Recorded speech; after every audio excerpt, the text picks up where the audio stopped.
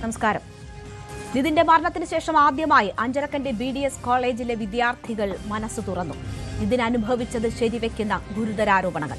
ശാരീരികവും മാനസികവുമായി വിദ്യാർത്ഥികളെ പീഡിപ്പിച്ച് രസിക്കുന്ന അധ്യാപകനാണ് ഡോക്ടർ റാമെന്ന് വിദ്യാർത്ഥികൾ പറയുന്നു. ജാതി പറഞ്ഞാണ് നിതിനെ വേട്ടയാടിയത്. അതുപോലെ നിറത്തിന്റെയും സമ്പത്തിന്റെയും ഒക്കെ പേരിൽ അപമാനിക്കപ്പെട്ട, മാനസികമായി പീഡിപ്പിക്കപ്പെട്ട കുറേ വിദ്യാർത്ഥികൾ. പ്രത്യാഘാതം ഭയന്ന് പരാതിപ്പെടാതെ കഴിഞ്ഞവർ. കുട്ടികളുടെയും അവരുടെ മാതാപിതാക്കളുടെയും ആ ഭയം നഷ്ടപ്പെടുത്തിയത് ഒരു വിദ്യാർത്ഥിയുടെ ജീവനാണ്. നിതിന്റെ മരണത്തിൽ അന്വേഷണം ശക്തമാക്കണമെന്നാവശ്യപ്പെട്ട് ബന്ധുക്കൾ DGPയെ കണ്ടു. അന്വേഷണം പുരോഗമിക്കുമ്പോൾ ഓൺലൈൻ വായ്പാ സംഘത്തിന്റെ ഭീഷണിയും മരണകാരണമായോ എന്ന സംശയത്തിലാണ് പോലീസ്. നിതിൻ ഓൺലൈൻ വായ്പാ സംഘത്തിൽ നിന്നും ഭീഷണി നേരിട്ടതിന്റെ നിർണായക ചാറ്റുകളടക്കം പോലീസ് കണ്ടെത്തിയിട്ടുണ്ട്. അതേസമയം അന്വേഷണം ലോൺ ആപ്പിലേക്ക് കേന്ദ്രീകരിക്കുന്നത് കേസ് അട്ടിമറിക്കാനാണെന്നാണ് കുടുംബത്തിന്റെ ആരോപണം. ഈ വിഷയമാണ് നമ്മൾ പരിശോധിക്കുന്നത്. നിതിന് നീതി കിട്ടുമോ? സ്വാഗതം.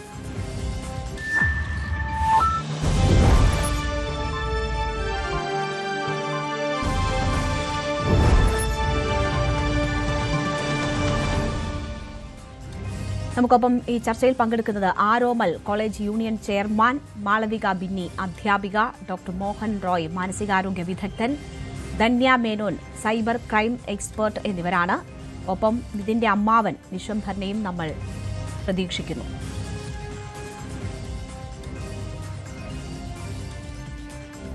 ഇപ്പോൾ ആദ്യം ഡോക്ടർ മോഹൻ റോയ് നമുക്കൊപ്പം ചേരുകയാണ്. ഡോക്ടർ മോഹൻ റോയ്, നിതിന്റെ മരണം, അതിന്റെ ആഘാതം ഇന്നലെ നമ്മളൊക്കെ വലിയ രീതിയിൽ അത് ചർച്ച ചെയ്തതാണ്. ഇന്നിപ്പോൾ ആദ്യമായി ആ കോളേജിലെ വിദ്യാർത്ഥികൾ മനസ്സ് തുറന്നിരിക്കുകയാണ്. നിതിന്റെ മരണവുമായി ബന്ധപ്പെട്ട് മറ്റ് ചില സംശയങ്ങൾ, ലോൺ ആപ്പ്, അതിന്റെ ഭീഷണി തുടങ്ങിയവയൊക്കെ അന്വേഷണ സംഘം അതിന്റെ വിശദാംശങ്ങളിലേക്ക് കൂടി അന്വേഷണം വ്യാപിപ്പിച്ചിരിക്കുന്ന ഒരു ഘട്ടമാണ്. പക്ഷേ ഈ വിദ്യാർത്ഥികൾ മനസ്സ് തുറക്കുമ്പോൾ അവർ പറയുന്നു, നിതിൻ എന്താണ് അനുഭവിച്ചതെന്ന് ഞങ്ങൾക്ക് ബോധ്യമുണ്ട്. ഞങ്ങളത് നേരിൽ കണ്ടില്ല എങ്കിൽ പോലും ഞങ്ങൾക്ക് ബോധ്യമുണ്ട്. കാരണം അവിടെ ഓരോ വിദ്യാർത്ഥികളും അതൊക്കെ അനുഭവിച്ചിട്ടുള്ളതാണ്. നിറത്തിന്റെ, സമ്പത്തിന്റെ, ഒപ്പം തടിയുടെ ഒക്കെ പേരിൽ ശാരീരികവും മാനസികവുമായി അവഹേളനം നേരിട്ട കുറേ വിദ്യാർത്ഥികൾ പറയുകയാണ്. ഇത് നമ്മുടെ കേരളത്തിലെ ഒരു സ്ഥാപനമാണ്, വിദ്യാഭ്യാസ സ്ഥാപനമാണ്, അതും ഉന്നത വിദ്യാഭ്യാസ സ്ഥാപനമാണ്. എന്താണ് ആ അധ്യാപകന്റെ, ഡോക്ടർ റാം എന്ന അധ്യാപകന്റെ പ്രശ്നം? എന്താണ് ഇതിനെ വിളിക്കാൻ പറ്റുക? എന്താ പറയുക, നമ്മൾ പറയില്ല, ഒരു നഗരത്തിൽ അനീതി ഉണ്ടായാൽ അവിടെ ഒരു കലാപം ഉണ്ടാകണം, അല്ലെങ്കിൽ വൈകുന്നേരത്തിനകം അവിടെ കത്തിച്ചാമ്പലാകണമെന്ന്. യഥാർത്ഥത്തിൽ ഈ സംഭവം നടന്നതിന് ശേഷം ഇന്നാണ് ഈ സംഘടനകൾക്കൊക്കെ ഒരു ഉണർവുണ്ടായത്. ഇന്നാണ് ആ കോളേജിലേക്ക് മാർച്ചും മറ്റും സംഭവിച്ചത്. നോക്കൂ, ഈ അധ്യാപകൻ എന്താണ് എന്നുള്ളതിന് ഇനി പൊതുസമൂഹത്തിന് യാതൊരു പ്രത്യേക തെളിവിൻ്റെയും ആവശ്യമുണ്ട് എന്ന് എനിക്ക് തോന്നുന്നില്ല. അവിടുത്തെ കുട്ടികൾ തന്നെ അത് പറഞ്ഞിട്ടുണ്ട്. എന്തായിരുന്നു എന്ന് പറഞ്ഞിട്ടുണ്ട്. ജാത്യാധിക്ഷേപം, ജാതിവെറി, വർണ്ണവെറി, പകയോടെ പെരുമാറുക, കയ്യിലുണ്ടായിരുന്ന സെഷണൽ മാർക്ക് വെച്ച് തോൽപ്പിക്കുമെന്ന് പറയുക. നോക്കൂ, എന്നെ അതിൽ അത്ഭുതപ്പെടുത്തിയത് മറ്റൊരു കാരണവുമല്ല. ഒരു പെൺകുട്ടി പറയുകയാണ്, ക്ലാസ്സിലുള്ള ആൺകുട്ടികളെ കൊണ്ട് പെൺകുട്ടികളെ ശിക്ഷിപ്പിക്കുമെന്നത്ര ഈ പ്രസ്തുത അധ്യാപകൻ. കോളേജിലെ കുട്ടി തന്നെയാണ് പറഞ്ഞത് കേട്ടോ, നമ്മളല്ലാതെ കേട്ടുകളുടെ അടിസ്ഥാനത്തിലൊന്നും അല്ല പറയുന്നത്. ആ കുട്ടിക്ക് ഇന്നിത് പറയാൻ ധൈര്യം വന്നത് എങ്ങനെയാണെന്ന് നമുക്കറിയാം. ഒരു ശവത്തിൻ്റെ പുറത്ത് നിന്ന് ചവിട്ടിക്കൊണ്ടാണ് ഇത് പറയുന്നത്. ഇത്രയും നാൾ നമ്മളെന്തിനാണ്, നിങ്ങൾ ആലോചിച്ച് നോക്കുന്നേ, ഈ കോളേജിൽ എത്ര മാതാപിതാക്കളുണ്ടായിരുന്നു. നിങ്ങളുടെയൊക്കെ പെൺകുട്ടികളെ ആ കോളേജിൽ പഠിക്കാൻ വിട്ടപ്പോൾ ആ കോളേജിൽ ആ കുട്ടിയുടെ ക്ലാസ്സിലുണ്ടായിരുന്ന ഒരു ആൺകുട്ടി നിങ്ങളുടെ മകളുടെ പുറത്ത് കൈ വെച്ചിട്ടുണ്ടെന്നാണ് പറയുന്നത്. നമുക്ക് നമ്മൾ ഏത് നാട്ടിലാണ്? ഇത് കേരളത്തിൽ തന്നെയാണോ എന്ന് എനിക്ക് സംശയമുണ്ട് കേട്ടോ. ഇതല്ല കേരളം, ഇതല്ല നാം ഉണ്ടാക്കിയ കേരളം, ഇതിങ്ങനെയല്ല കേരളം മുന്നോട്ട് പോകേണ്ടത്. ഇതെന്തുകൊണ്ട് ഇത് സംഭവിച്ചു എന്ന് പറഞ്ഞാൽ, ഇതിൽ പല കയ്യിലുള്ള അധികാരം ഉപയോഗിച്ചുകൊണ്ട് ഇത്തരത്തിൽ പ്രവർത്തിക്കുന്ന ആൾക്കാരുടെ ഒരു മനോനിലയുണ്ട്. ആ മനോനിലയെക്കുറിച്ച് നമ്മൾ അറിയാവുന്നുണ്ട്. ഒരു സൈക്കോപ്പത്തിക് പേഴ്സണാലിറ്റികളാണിവർ. ഇത്തരത്തിലുള്ളവർ നമ്മുടെ അക്കാദമിക രംഗത്തുണ്ടാകുന്ന ദോഷം എന്താണെന്ന് അറിയാം. അത് 2014-നും 2025-നും ഇടയിൽ 150ഓളം ആത്മഹത്യകൾ ഇന്ത്യയിലെ IIT, IIM, NIT മുതലായ സ്ഥാപനങ്ങളിൽ ഉണ്ടായിട്ടുണ്ട്. അവിടെയുള്ള കാരണങ്ങളിൽ അക്കാഡമിക് പ്രഷേഴ്സ് പറയുന്നുണ്ട്, അവിടുത്തെ സ്ഥാപനപരമായ പ്രശ്നങ്ങൾ പറയുന്നുണ്ട്, ജാത്യാധിഷ്ഠിതമായ പ്രശ്നങ്ങൾ പറയുന്നുണ്ട്. നമ്മുടെ നാട്ടിൽ യഥാർത്ഥത്തിൽ ഒരു അധ്യാപകനോ അധ്യാപികയോ ഉണ്ടാകുന്നത് പല രീതിയിലാണ്. ഇപ്പം നഴ്സറി സ്കൂളിൽ പഠിപ്പിക്കണമെങ്കിൽ LKG പഠിപ്പിക്കുന്ന തന്നെ TTC എന്നൊരു കോഴ്സ് ഉണ്ട്. ഇപ്പോൾ കോളേജുകളിലും മറ്റും അതേ M.Edഉം B.Edഉം ഒക്കെ ഉണ്ട്. യഥാർത്ഥത്തിൽ ഇന്ത്യയിലെ മെഡിക്കൽ വിദ്യാഭ്യാസ വകുപ്പിലോ അല്ലെങ്കിൽ എഞ്ചിനീയറിംഗ് രംഗത്തോ ഇത്തരത്തിൽ പഠിപ്പിക്കാനുള്ള ഒരു പരിശീലനം ആവശ്യമില്ല. മെഡിക്കൽ കോളേജിലൊക്കെ ഇപ്പോൾ അധ്യാപകർ പറഞ്ഞു, ഞങ്ങളൊക്കെ കയറിയ സമയത്ത് ഒരു MD ഡിഗ്രി മാത്രം ഉണ്ടായിരുന്നെങ്കിൽ അധ്യാപകനാവാൻ സാധിക്കുമായിരുന്നു. ഇപ്പോൾ അതിനോടൊപ്പം 1-2 പരീക്ഷകളും കൂടി എഴുതണമെന്നുണ്ട്. ഇതിലൊന്നും ഒരു കുട്ടി എന്താണെന്നോ ഇന്ത്യയുടെ സാമൂഹ്യസ്ഥിതി എന്താണെന്നോ എങ്ങനെയുള്ള കുട്ടിയാണ് എൻ്റെ മുന്നിൽ വന്നിരിക്കുന്നതെന്നോ എന്നതിനെക്കുറിച്ചൊരു തരിമ്പും മനസ്സിലാകാത്ത അധ്യാപകന്മാരും അധ്യാപികമാരും തമ്മിലുള്ളത്. എനിക്ക് വ്യക്തിപരമായി തന്നെ അനുഭവമുണ്ടെന്നേ. ഞാൻ 1-ാം വർഷ മെഡിക്കൽ വിദ്യാർത്ഥി ആയിരുന്നപ്പോൾ എൻ്റെ അച്ഛനും അമ്മയ്ക്കും ഞാൻ ഒറ്റ മകനാണ്. ഞാൻ എൻ്റെ ആശുപത്രിയിലുള്ളപ്പോൾ രാവിലെ ഒരു കൂട്ടിരിപ്പുകാരെന്ന രീതിയില്ല, മറ്റൊരാളുണ്ട്. ഞാനിപ്പോൾ രാവിലെ റൗണ്ട്സിൻ്റെ സമയത്ത് ആ ആശുപത്രിയിലുണ്ട്. അന്ന് തിരുവനന്തപുരം മെഡിക്കൽ കോളേജിലെ ബാക്കി എന്ത് സൂചന കൊണ്ടും അദ്ദേഹം ഇപ്പോൾ ജീവിച്ചിരിക്കുന്ന ഒരാളാണ്. ഒരുപക്ഷെ അദ്ദേഹം ഇപ്പോൾ ഈ ചർച്ചയിരുന്ന് കേൾക്കുന്നുണ്ടാവും. ഈ അധ്യാപകൻ അന്നത്തെ മെഡിക്കൽ കോളേജിലെ റൗണ്ട്സ് എന്ന് വെച്ചാൽ ഒരു ഭീകര പരിപാടിയാണ്. ഒരു തലവനോടൊപ്പം, ഈ തലവനെന്ന് പറയുമ്പോൾ വകുപ്പ് മേധാവി എന്ന് ആരും തെറ്റിദ്ധരിക്കേണ്ട, വകുപ്പ് മേധാവിയല്ല. തലവനും അവിടുത്തെ അസോസിയേറ്റ് പ്രൊഫസർ, അസിസ്റ്റൻറ്റ് പ്രൊഫസർ, ലെക്ചറർമാർ, 3-ാം വർഷ PG വിദ്യാർത്ഥി, 2-ാം വർഷ PG വിദ്യാർത്ഥി, 1-ാം വർഷ PG വിദ്യാർത്ഥി, പിന്നെ ഹൗസ് സർജന്മാർ, ഫൈനൽ ഇയർ, തേർഡ് ഇയർ വിദ്യാർത്ഥികളൊക്കെ വരുന്നത്. അപ്പോൾ ഞാനിങ്ങനെ അവിടെ നിൽക്കുമ്പോൾ ആദ്യത്തെ ദിവസം ഈ മനുഷ്യൻ വന്ന് എന്നോട് ചോദിക്കുക, നിനക്ക് പെണ്ണുങ്ങളെ ആരെയും കിട്ടിയില്ലേടാ പിടിച്ചു നിർത്താൻ? അപ്പോൾ ഞാൻ പറഞ്ഞു, ഇങ്ങനെയാണ്, ഞാനിവിടെ 1-ാം വർഷ വിദ്യാർത്ഥിയാണ്, ഇങ്ങനെയാണെന്ന് പറയുന്നു. 2-ാമത്തെ വർഷം ഇദ്ദേഹം ഒരു ക്രൂര വിനോദത്തോട് അത് തന്നെ ചോദിക്കുകയാണ്. അന്ന് ഞാനൊന്നും മിണ്ടിയില്ല. 3-ാമത്തെ ദിവസം, നിനക്ക് പെണ്ണുങ്ങളെ ആരെങ്കിലും കിട്ടിയില്ലേടാ കൊണ്ടുവന്ന് നിർത്താൻ എന്നാണ് ചോദിക്കുന്നത്. ചോദിച്ചപ്പോൾ ഞാനൊന്ന് പ്രതികരിച്ചു. ഞാൻ പറഞ്ഞു, സാറിനോട് ഞാൻ 2-3 ദിവസമായിട്ട് പറയുന്നതല്ലേ എന്ന് ചോദിച്ചു. അന്ന് എൻ്റെ പുറകിൽ വന്ന് പിടിച്ച കുറേ കൈകളുടെ ഒരു സോഫ്റ്റ്നെസ് എനിക്ക് ഇപ്പോഴും അനുഭവപ്പെടുന്നുണ്ട്. ആ കൈകൾ പറഞ്ഞത് അരുത് എന്നാണ്, വിലക്കിയതാണ്. അതിൽ എന്നെ പഠിപ്പിച്ച അധ്യാപകന്മാരുണ്ട്. എനിക്ക് അവരുടെ കൂടെ ജോലി ചെയ്യാനും ഭാഗ്യം ലഭിച്ചിട്ടുണ്ട്. പിന്നെ ഞാനൊരു അധ്യാപകനായപ്പോൾ. അപ്പോൾ ഇത്തരത്തിലുള്ളൊരു സംവിധാനമാണ് അന്ന് മെഡിക്കൽ കോളേജിൽ, തിരുവനന്തപുരം മെഡിക്കൽ കോളേജിൽ ഉണ്ടായിരുന്നു. തിരുവനന്തപുരം മെഡിക്കൽ കോളേജിലെ ഇത്തരം സംഭവങ്ങളുമായി ബന്ധപ്പെട്ട് 80കളിലെ ഒരു റാഗിങ്ങിന് ശേഷവും ഒരു അധ്യാപകൻ തൻ്റെ മരിച്ചു കിടന്ന വിദ്യാർത്ഥിയെക്കുറിച്ച് പറഞ്ഞത് അവൻ്റെ കണ്ണ് കണ്ടോ, ചത്ത മീനിൻ്റെ കണ്ണാണെന്നാണ്. ഇത്ര ക്രൂരന്മാരായ എമ്പതി ഇല്ലാത്ത സൈക്കോപ്പത്തുകൾ ഇപ്പോഴും ഈ സമൂഹത്തിൽ നിലനിൽക്കുന്നു എന്നുള്ളതും അവരൊക്കെ ഇങ്ങനെ നിർബാധം അഴിഞ്ഞാടിയിരുന്നുവെന്നും ഇത് കേരളത്തിലാണെന്നും നമ്മൾ ഇപ്പോഴുമൊക്കെ അങ്ങ് വിശ്വസിക്കണമെന്നേ. ഈ 25 വർഷം കഴിഞ്ഞു ഇതിന് ശേഷം, 2000 ആണ്ടിന് ശേഷം. ഇന്ന് പോലും മെനഞ്ഞാന്ന്, കഴിഞ്ഞ മാസം, ഒരു വർഷം മുമ്പ്, അപ്പോഴുമൊക്കെ ഈ അധ്യാപകർ ഇവിടെ ആയിരുന്നെങ്കിൽ ഈ സംവിധാനത്തിന് എന്തോ അതീവ ഗുരുതരമായ തകരാറ് സംഭവിച്ചിരിക്കുകയാണ്. ഇത് തിരുത്തിയേ പറ്റും. ഇത് എന്ത് തരം അധ്യാപനമാണ് എന്ന് മനസ്സിലാകുന്നില്ല. മാത്രവുമല്ല, മെഡിക്കൽ പഠനത്തിൽ മാത്രമല്ല, മറ്റേത് പഠനത്തിലായാലും നിറത്തിനും ജാതിക്കും സമ്പത്തിനുമൊക്കെ എന്താണ് പ്രാധാന്യം എന്നതും മനസ്സിലാകുന്നില്ല. ഞാൻ താങ്കളിലേക്ക് വരാം. ഇപ്പോൾ നമുക്കൊപ്പം ആരോമൽ ചേരുകയാണ്. അഞ്ചരക്കണ്ടി BDS കോളേജിലെ യൂണിയൻ ചെയർമാനാണ് ആരോമൽ. ഇന്ന് താങ്കൾ ഉൾപ്പെടെ നിരവധി വിദ്യാർത്ഥികളുടെ പ്രതികരണം കേട്ടു. അതിൽ ഡോക്ടർ റാം ആരാണ് എന്ന് വളരെ വ്യക്തമാകുന്നുണ്ട് ഓരോ വിദ്യാർത്ഥികളുടെയും വാക്കുകളിൽ നിന്ന്. ഇത് നിതിൻ മാത്രമല്ല, ഒരുപാട് വിദ്യാർത്ഥികളുടെ അനുഭവമാണോ ഇതുപോലെയുള്ള ക്രൂര വിനോദം, അധ്യാപകനിൽ നിന്നുള്ള ക്രൂര വിനോദം ഒരുപാട് വിദ്യാർത്ഥികളുടെ അനുഭവമാണോ? ഹലോ, പറഞ്ഞോളൂ ആരോമൽ, കേൾക്കാം. ഓക്കെ. ഫസ്റ്റ് ഓഫ് ഓൾ, ഒരു കുട്ടിക്കും ഇതുവരെയും ഒരിക്കലും സംഭവിക്കാൻ പാടില്ലാത്തൊരു കാര്യമായിരുന്നു കഴിഞ്ഞ ദിവസം എന്റെ കോളേജിൽ ഉണ്ടായത്. അലിഗേഷൻ വന്ന പോലെ ഡോക്ടർ റാം എന്ന അധ്യാപകനെതിരെ വന്ന പോലെ ശരിക്കും അത് ഒരുപാട് പേർക്ക് ഈ കോളേജിൽ ഉണ്ടായിട്ടുണ്ട്.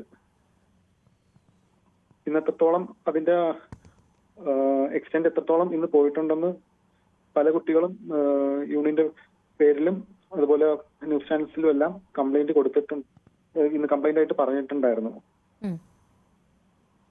തീർച്ചയായും ആരോമൽ, ഇതിനു മുൻപ് യൂണിയനിൽ ഏതെങ്കിലും വിദ്യാർത്ഥികൾ ഇത് പരാതിയായി നൽകിയിട്ടുണ്ടോ? നിങ്ങളുടെ ശ്രദ്ധയിൽ ഈ സംഭവം വന്നിട്ടില്ലേ? ഞങ്ങൾ യൂണിയൻ കയറുന്നത് 2025 ജൂൺ മുതലാണ്. അടുത്ത ഈ ജൂൺ വരെയാണ് ഞങ്ങളുടെ കാലാവധി. ഈ ഒരു കാലാവധിക്കുള്ളിൽ ഡോക്ടർ റാമിനെതിരെയോ അതുപോലെ ഡോക്ടർ സംഗീത എന്ന് പറയുന്ന മാമിനെതിരെയോ ഇതുവരെയും ഒരു രീതിയിലുള്ള കംപ്ലൈന്റും വന്നിട്ടില്ല. അതുപോലെ തന്നെ ഒരു സ്റ്റാഫിനെതിരെയുള്ള കംപ്ലൈന്റും കറന്റ് വന്നിട്ടില്ല. വന്ന ഒരു 2-3 സ്റ്റാഫിന്റെ കംപ്ലൈന്റ് നമ്മൾ പ്രിൻസിപ്പൽസിന് ഫോർവേഡ് ചെയ്തിട്ടുണ്ടായിരുന്നു. അതായത് ഡോക്ടർ റാമിന്റെ പേരിലല്ലാതെ നിങ്ങൾക്ക് കംപ്ലൈന്റ് ലഭിച്ചിട്ടുണ്ട്? കംപ്ലൈന്റ് ലഭിച്ചിട്ടുണ്ട്. അത് കുറച്ചൊരു 2 to 3 months മുന്നേ ഒരു കംപ്ലൈന്റ് ലഭിച്ചിട്ടുണ്ട്. അതെന്ത് പരാതിയായിരുന്നു? ഇല്ല, അത് പഠിപ്പിക്കുന്നത് മനസ്സിലാവുന്നില്ല, അങ്ങനത്തെ ചെറിയ കംപ്ലൈന്റ്സ് മാത്രമേ ഉള്ളായിരുന്നു. ഇതുപോലെയുള്ള ഗുരുതര സ്വഭാവമുള്ളതല്ല? ഇല്ല. പക്ഷെ ഇത്രയും ഗുരുതരമായ ആരോപണങ്ങൾ ഇപ്പോൾ പെൺകുട്ടികൾ പറയാണ് ആൺകുട്ടികളെ കൊണ്ട് തങ്ങളെ തല്ലിക്കുമായിരുന്നു ഡോക്ടർ റാം എന്നാണ് പറയുന്നത്. ഒപ്പം തലയ്ക്ക് തട്ടുക, ചെവിയിൽ പിടിച്ച് തിരിക്കുക, അങ്ങനെ ശാരീരികമായി ഉപദ്രവിക്കുക, എംപോസിഷൻ കൊടുക്കുന്നത് 2000 പേജുള്ള ബുക്കൊക്കെ എഴുതാൻ പറയുക, അല്ലെങ്കിൽ വില കൂടിയ ബുക്കുകൾ വേടിപ്പിക്കുക, അങ്ങനെ മെന്റലിയും ശാരീരികമായും ഒക്കെയുള്ള ഒരുപാട് മർദ്ദന മുറകൾ അവർ നേരിട്ടിട്ടുണ്ട്. എന്നിട്ട് ആരും പരാതിപ്പെട്ടിട്ടില്ല.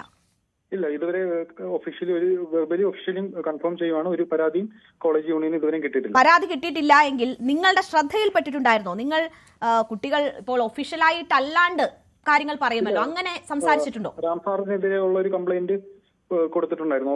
ഓഫീസിൽ നമ്മുടെ ശ്രദ്ധയിൽപ്പെട്ടിട്ടുള്ള ഒരു കംപ്ലൈന്റ് കൊടുത്തിട്ടുണ്ടായിരുന്നു. മനസ്സിലായില്ല. റാം സാറിനെതിരെ നമ്മുടെ ശ്രദ്ധയിൽപ്പെട്ടിട്ടുള്ള ഒരു കംപ്ലൈന്റ്, സ്റ്റുഡൻസിന്റെ സൈഡിൽ നിന്ന് വരാത്തൊരു കംപ്ലൈന്റ് നമ്മൾ പറഞ്ഞിട്ടുണ്ടായിരുന്നു.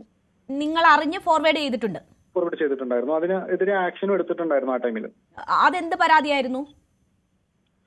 അത് ഇതുപോലെ തന്നെ സാറ് ഭയങ്കരമായിട്ട് ദേഷ്യം, ആങ്കർ ഇഷ്യൂ ആയിരുന്നു. അത് പെൺകുട്ടിക്കെതിരെയാണോ ആൺകുട്ടിക്കെതിരെയാണോ?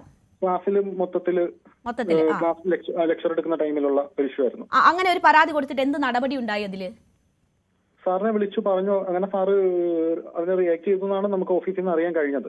എന്തെങ്കിലും മാറ്റം ഉണ്ടായോ അതിനുശേഷം? അതിനുശേഷം സാറ് പിന്നെ ഒരു 1 to 2 വീക്കിലേക്ക്, ഞാൻ സാറിന്റെ ക്ലാസ്സിലില്ല, ഞാൻ ഫൈനൽ ഇയർ ആണ്, സാർ 3rd ഇയർ വരെ എടുക്കുന്നുള്ളായിരുന്നു. ഓക്കെ, അപ്പൊ കുട്ടികൾ പറഞ്ഞിട്ടുള്ളത് അതിനുശേഷം സാർ കുറച്ച് നാളത്തേക്ക് കുഴപ്പമൊന്നുമില്ലാതായിരുന്നു. ഈ കുട്ടികൾക്ക് ഇങ്ങനെ, പക്ഷെ ഇപ്പോഴും അത് അനുഭവിക്കുന്നുണ്ട് എന്നതാണല്ലോ ഇന്ന് തുറന്നു പറഞ്ഞ കുട്ടികളൊക്കെയും പറയുന്നത്. വീണ്ടും സാറ് വീണ്ടും പഴയതുപോലെ തന്നെയാണെന്നാണ് അറിയാൻ കഴിഞ്ഞത്. കുട്ടികൾക്ക് ഇത് തുറന്നു പറയാൻ ഭയമാണ്. കാരണം വൈവ കംപ്ലീറ്റ് ചെയ്യിപ്പിക്കില്ല, പുറത്തിറങ്ങിയ കൈയും കാലും തല്ലിയൊടിക്കും, പിന്നെ നിങ്ങളുടെ ഇന്റേണൽ പാസ്സാകില്ല തുടങ്ങിയ ഭീഷണികൾ ഉണ്ടായിരുന്നു എന്ന് പറയുന്നു. അതുകൊണ്ടാണോ ഈ പരാതിയായിട്ട് ആരും അത് നൽകാതിരുന്നത്? കൂടുതലും അതുകൊണ്ട് തന്നെയാണ്. ഈ ഇങ്ങനെയുള്ള സംഭവങ്ങൾ അവിടെ ആവർത്തിക്കുന്നു എന്ന് അറിഞ്ഞിട്ട് മാനേജ്മെന്റിന്റെ ഭാഗത്തു നിന്നൊന്നും ഒരു തരത്തിലും ഇടപെടൽ ഉണ്ടായിട്ടില്ലേ? പ്രിൻസിപ്പലിന്റെ ഭാഗത്തു നിന്നും മാനേജ്മെന്റിന്റെ ഭാഗത്തു നിന്നും ഫോർവേഡ് ചെയ്ത കംപ്ലൈന്റ്സിനെല്ലാം സാർ ആക്ഷൻ എടുത്തു. സാർ ഇപ്പം പുതിയ പ്രിൻസിപ്പൾ കയറിയിട്ട് ഇപ്പം 3 months ആയുള്ളൂ. അതിന് മുന്നത്തെ പ്രിൻസിപ്പൾ ആക്ഷൻ എടുത്തിട്ടുണ്ട്, കൊടുത്ത കംപ്ലൈന്റിന് ആക്ഷൻ എടുത്തിട്ടുണ്ടായിരുന്നു. യൂണിയന്റെ അവിടുത്തെ പ്രവർത്തനമൊക്കെ എങ്ങനെയാണ്? നമുക്കറിയാം സ്വാശ്രയ കോളേജാണ്, എന്നാലും നിങ്ങളുടെ പ്രവർത്തനങ്ങളൊക്കെ എങ്ങനെയാണ്? അതിനുള്ള സ്വാതന്ത്ര്യമുണ്ടോ? അങ്ങനെ ആക്റ്റീവ് ആണോ നിങ്ങളുടെ യൂണിയൻ? ബേസിക്കലി നമ്മളതൊരു പാർട്ടി ബേസ്ഡ് യൂണിയൻ അല്ല. നമ്മൾ ഫൈനൽ ഇയർ സ്റ്റുഡൻസ് തന്നെ കുഹാസിൽ, കേരള യൂണിവേഴ്സിറ്റി ഓഫ് ഹെൽത്ത് സയൻസിൽ രജിസ്റ്റർ ചെയ്തേക്കുന്ന സ്റ്റുഡൻസ് യൂണിയൻ ആണ്. അപ്പം കോളേജ് യൂണിയൻ ആക്റ്റീവ് ആണ്. അത് ആന്റി റാഗിംഗ് സെല്ലും അതുപോലെ തന്നെ കംപ്ലൈന്റ് സെല്ലും എല്ലാം ആക്റ്റീവ് ആണ്. ഇതിൽ പാർട്ടിയൊന്നും വേണമെന്നില്ലല്ലോ, മനുഷ്യത്വമുള്ളവരാണെങ്കിൽ ഇടപെടുമല്ലോ ഇത്തരം വിഷയങ്ങളിൽ. ആരുമല്ല, ഇവിടെ ഇപ്പോൾ നിതിന്റെ മരണം സംഭവിക്കുന്നു. അത് സംഭവിച്ചു കഴിഞ്ഞതിന് ശേഷം ഇന്ന് 3-ാമത്തെയോ 4-ാമത്തെയോ ദിവസമാണ്. ഇതുവരെ ആ കോളേജിൽ നിന്ന് ഒരു കുട്ടി പോലും അവരുടെ വീട്ടിൽ എത്തിയിട്ടില്ല എന്ന് ആ കുടുംബം പറയുകയാണ്. ഒരു അധ്യാപകരും എത്തിയിട്ടില്ല, ആരും തിരിഞ്ഞു നോക്കിയിട്ടില്ല എന്ന് പറയുകയാണ്. എന്തുകൊണ്ടാണത്? യൂണിയനെ പ്രതിനിധീകരിച്ച് പോലും ആരും ആ വീട്ടിലേക്ക് പോകാതിരുന്നത് എന്തുകൊണ്ടാണ്? നിങ്ങളുടെ ഒരു സഹപാഠിയായിരുന്നില്ലേ? ഇതിനെപ്പറ്റി പറയാനാണെങ്കിൽ ഇപ്പം ഈ 16th ഞങ്ങൾ പറഞ്ഞല്ലോ, ഓൾറെഡി ഫൈനൽ ഇയർ സ്റ്റുഡൻസ് ആണ് കോളേജ് യൂണിയനിൽ ഹാൻഡിൽ ചെയ്യുന്നത്. ആ സ്റ്റുഡൻസിനെല്ലാം 16th, ഈ വരുന്ന 16th യൂണിവേഴ്സിറ്റി എക്സാം ആണ്. അതുപോലെ തന്നെ ഞങ്ങളുടെ റെപ്രസെന്റ് ചെയ്തിട്ട് ഇന്നും നാളെയായിട്ട് ആ കുട്ടിയുടെ വീട്ടിൽ പോകുന്നുണ്ടെന്ന് പറഞ്ഞിട്ടുണ്ടായിരുന്നു. ഞാനത് ചോദിച്ചിട്ടുണ്ടായിരുന്നു. പിന്നെ ആ കുട്ടിയുടെ കൂടെ പഠിക്കുന്ന വിദ്യാർത്ഥികളോട് ഞാൻ ചോദിച്ച ടൈമിൽ പേരൻസിന് കുറച്ച് ഭയം കുട്ടികളെ അങ്ങോട്ട് വിടാൻ എന്നൊരു കാര്യം പറഞ്ഞിരുന്നു. അതായത് ആരെങ്കിലും ഇവിടെ വന്നാൽ അവിടെ പഠനം തുടരുന്ന കുട്ടികൾക്ക് അത് ബുദ്ധിമുട്ടുണ്ടാക്കുമോ എന്ന് രക്ഷിതാക്കൾക്ക് പേടിയുണ്ടായിരുന്നു. പിന്നെ അതുപോലെ തന്നെ ആ കുട്ടിയുടെ സ്ഥലത്തേക്ക് പോകുന്ന ടൈമിൽ കുറച്ച് സെൻസേഷണൽ ആയിട്ടുള്ള കേസ് ആയതുകൊണ്ട് ഞാൻ ചോദിച്ചത്, നിങ്ങൾ ഈ ഫൈനൽ ഇയർ സ്റ്റുഡൻസ് പോകണമെന്നില്ല, പക്ഷേ ഈ നിതിന്റെ കൂടെ പഠിച്ച ഒരു ക്ലാസ്സിലിരുന്ന് പഠിച്ച കുട്ടികൾ ഉണ്ടാകുമല്ലോ, അവർ പോലും അങ്ങനെ പോലും ആരും പോകാനോ അല്ലെങ്കിൽ ചെല്ലാനോ, ഒരു കോളേജിനെ പ്രതിനിധീകരിച്ച് ആരെങ്കിലും ചെല്ലാനോ ഒന്നുമുള്ള ഒരു ആലോചനയും നടന്നില്ല അല്ലേ? ഇല്ല, ഇത് പറഞ്ഞിട്ടുണ്ടായിരുന്നു, വീട്ടിലേക്ക് പോകുന്നില്ല എന്ന് ചോദിച്ചിട്ടുണ്ടായിരുന്നു. ചോദിച്ച ടൈമിലാണ് ഈ ഒരു ഇത് പറഞ്ഞത്. ആൻഡ് ഫൈനലി ഇന്നും നാളെയായിട്ട് ആ വീട്ടിലേക്ക് പോകുന്നുണ്ടെന്നും പറഞ്ഞു. നാളെ എത്തുന്നുണ്ട്. നമ്മുടെ റെപ്രസെന്റ് ചെയ്തിട്ടുള്ള രണ്ടുപേര് അവിടെ കോളേജിൽ നിന്ന് പോകുന്നുണ്ട് കുട്ടിയുടെ വീട്ടിലേക്ക്. കോളേജിൽ നിന്ന് ഇവിടെ ഒരു തേർഡ് ഇയറിലെ ഒരു സ്റ്റുഡന്റും അതുപോലെ നിതിന്റെ ക്ലാസ്സിലെ ഒരു സ്റ്റുഡന്റും കൂടെ പോകുന്നുണ്ടെന്ന് പറഞ്ഞു. അത് ഇപ്പോ ആ വീട്ടിലെ മറ്റ് കുടുംബാംഗങ്ങൾ ഇത് വലിയ ഒരു ഇഷ്യൂ ആക്കി. മീൻസ് ഒരാൾ പോലും തങ്ങളുടെ മകൻ ഇത്രയും ദിവസം പഠിച്ച ആ കോളേജിൽ നിന്ന് വന്നില്ലല്ലോ എന്ന് പറയുന്നത് നമ്മൾ ആവർത്തിച്ച് കേട്ടതാണ്. ആരോമൽ തുടരുക, ഞാൻ ആരോമലിലേക്ക് ഒന്നുകൂടി തിരിച്ചെത്താം, ദയവായി തുടരുക. എനിക്കൊപ്പം ഇപ്പോൾ മാളവിക ബിന്നി കൂടി ചേരുകയാണ്. അധ്യാപിക, ആക്ടിവിസ്റ്റ് ഒക്കെയാണ് മാളവിക. മാളവിക, ഒരു സഹപാഠി മരിച്ചിട്ട് അതും ഇത്രയും ക്രൂരമായി അവഹേളിക്കപ്പെട്ട് അപമാനിക്കപ്പെട്ട് മറ്റ് ചില കാരണങ്ങൾ കൂടി പറയുന്നുണ്ട്, അന്വേഷണം നടക്കട്ടെ എന്തായാലും. അങ്ങനെ ഒരു സഹപാഠി മരിച്ചിട്ട് അവിടേക്ക് പോകാൻ പോലും, കുട്ടികളെ വിടാൻ പോലും പറ്റുന്നില്ല. കുട്ടികൾക്ക് അവരുടെ ഭാവിയെക്കുറിച്ച് ആശങ്ക, പേരൻസിന് ആശങ്ക. ഇന്നിപ്പോൾ പരാതികൾ ഉയർന്നപ്പോൾ ആരോ ഒന്നോ രണ്ടോ പേരെത്തുന്നു, അല്ലെങ്കിൽ നാളെ എത്തും എന്ന് പറയുകയാണ്. ആ അധ്യാപകൻ ഏത് വിധത്തിലാണ് കുട്ടികളോട് പെരുമാറിയത് എന്ന് കുട്ടികൾ തന്നെ പറയുന്നത് താങ്കൾ കേട്ട് കാണുമല്ലോ. ഇതെന്ത് തരം അധ്യാപനമാണ്? സഹപാഠി മരിച്ചു എന്നറിഞ്ഞാൽ പോലും അവിടേക്ക്, ആ മരണ വീട്ടിലേക്ക് പോലും പോകാൻ ഭയക്കുന്ന കുട്ടികൾ, അവർ എങ്ങനെയാണ് ഭാവിയെ നേരിടുക? ആദ്യം തന്നെ പറയട്ടെ രേണുക, ഇതൊരു ഒറ്റപ്പെട്ട സംഭവമായിട്ട് നമ്മൾ കാണരുത്. ഇത് പറയുമ്പോൾ എനിക്ക് ഭയങ്കര ഡിഫിക്കൽട്ടാണ്. കാരണം എത്രയോ നാളായിട്ട് ഇത് ഫോളോ ചെയ്യുന്ന ഒരാളാണ് ഞാൻ. എൻ്റെ കുടുംബത്തിൽ ഒരുപാട് പേർക്ക് ഈ അനുഭവങ്ങൾ, അതായത് എത്ര ജനറേഷനായിട്ടാണെന്ന് ആലോചിക്കണം. അതായത് എൻ്റെ മാമൻ doctor E C Babukutty covid മാർട്ടിയറായിട്ട് മരിച്ച ആളാണ്. കോട്ടയം മെഡിക്കൽ കോളേജിലായിരുന്നു അവസാനത്തെ പോസ്റ്റിംഗ്, ഓർത്തോപീഡിക്സിലായിരുന്നു. ഇദ്ദേഹം പഠിച്ചിരുന്ന സമയത്ത് പറഞ്ഞ അനുഭവങ്ങൾ പലതുമാണ്. അതായത് അദ്ദേഹം 60 ജീവിച്ചിരിപ്പുണ്ടെങ്കിൽ ഇപ്പോൾ ഒരു 65 വയസ്സായേനെ. അദ്ദേഹം അനുഭവിച്ചിരുന്ന അതേ അനുഭവങ്ങൾ ഇത്രയും വർഷം കഴിഞ്ഞ ഒരു മോൻ അത് അനുഭവിക്കേണ്ടി വന്നെന്ന് പറയുമ്പോൾ, ഈ രണ്ട് ജനറേഷൻസ് എപ്പാർട്ടായിട്ട് രണ്ട് ദളിത് വിദ്യാർത്ഥികൾക്ക് ഒരേ അനുഭവം വരുമ്പോൾ നമ്മൾ ഒട്ടും പുരോഗമിച്ചിട്ടില്ല എന്നല്ല അതിൻ്റെ അർത്ഥം. ഇത് അന്ന് മാമൻ എന്നോട് പറഞ്ഞിട്ടുണ്ട്, ഇങ്ങനെ കരിമ്പൂച്ചകൾ എന്ന് വിളിച്ച് കളിയാക്കുന്നതും കറുത്ത പട്ടി എന്ന് വിളിച്ച് കളിയാക്കുന്നതും ഈ മറ്റു കുട്ടികളിൽ നിന്ന് പോലും. ഇതെനിക്ക് ആസ് എ ടീച്ചർ എനിക്കത് പറയുന്നതിന് വലിയ ദുഃഖമുണ്ട്. ഇവിടെ യൂണിയൻ ചെയർപേഴ്സൺ ഉണ്ട് എന്ന് മനസ്സിലാക്കിക്കൊണ്ടാണ് ഞാൻ പറയുന്നത്. പക്ഷെ പലപ്പോഴും ദളിത് വിദ്യാർത്ഥികൾക്ക് മറ്റ് വിദ്യാർത്ഥികളിൽ നിന്ന് വളരെ വലിയ ദുരനുഭവങ്ങൾ വരാറുണ്ട്. തീർച്ചയായും മറ്റൊരു വിദ്യാർത്ഥിക്കാണ്, അല്ലെങ്കിൽ മറ്റേതെങ്കിലും സമുദായത്തിലുള്ള ഒരു വിദ്യാർത്ഥിക്കാണ് ഈ അനുഭവമെങ്കിൽ ഈ യൂണിയനോ കുടുംബാംഗങ്ങളോ ഈ സമീപനം എടുക്കുമോ എന്നൊരു ചോദ്യമുണ്ട്. അതുകൊണ്ട് തന്നെ നമ്മളെപ്പോഴും ഒരു ടീച്ചർ സ്റ്റുഡൻറ് എന്നുള്ള ആ ഒരു കണ്ണിലൂടെ മാത്രമല്ല ഇത് നോക്കേണ്ടത്.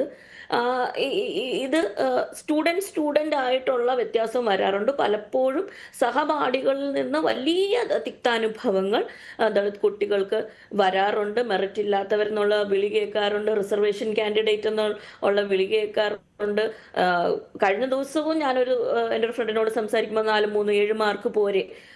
അതിൽ ഏറ്റവും കൂടുതൽ കേൾക്കുന്നത് ഈ പ്രൊഫഷണൽ വിദ്യാഭ്യാസ രംഗത്ത് തന്നെയാണ്. കാരണം അത്രയും കോമ്പറ്റീഷൻ അവിടെ ഉള്ളത് കൊണ്ടുമാണ് ഈ അർഹരല്ലാത്ത എത്തിപ്പെട്ടവർ എന്നുള്ളത് ടീച്ചേഴ്സിൻ്റെയും ഹോസ്റ്റലുകളിലും സഹപാഠികളിൽ നിന്നൊക്കെ ഇങ്ങനെ നിരന്തരമായിട്ട് കേട്ടുകൊണ്ടിരിക്കുമ്പോൾ അതിൻ്റെ ഒരു കുഞ്ഞുങ്ങൾ അനുഭവിക്കേണ്ടി വരുന്ന ഒരു മെൻ്റൽ ട്രോമ ആലോചിച്ച് നോക്കണം.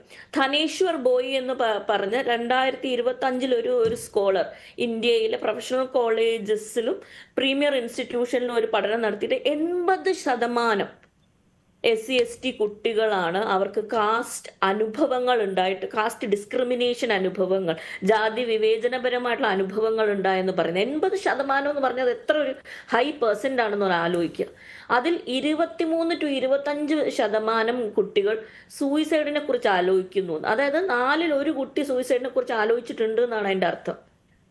ഇത് ആദ്യമായിട്ട് വരുന്ന ഒരു പഠനമല്ല. 2023 പഠനങ്ങളുണ്ട്, 2021 പഠനങ്ങളുണ്ട്. പക്ഷെ നമ്മൾ ഇങ്ങനെ തന്നെ നിൽക്കുകയാണ്. തിരിച്ചൊന്ന് ആലോചിച്ച് നോക്ക്. നമ്മുടെ യൂണിവേഴ്സിറ്റികളിൽ SC/ST ഗ്രിവാൻസ് സെൽ എന്ന് പറഞ്ഞൊരു ഇൻസ്റ്റിറ്റ്യൂഷണൽ മെക്കാനിസം ഉണ്ട്. ഇതിനെ ഓഡിറ്റ് ചെയ്യാൻ എന്തെങ്കിലും മെക്കാനിസം ഉണ്ടോ? ഇതിൽ കംപ്ലൈന്റുകൾ വരുന്നുണ്ടോ?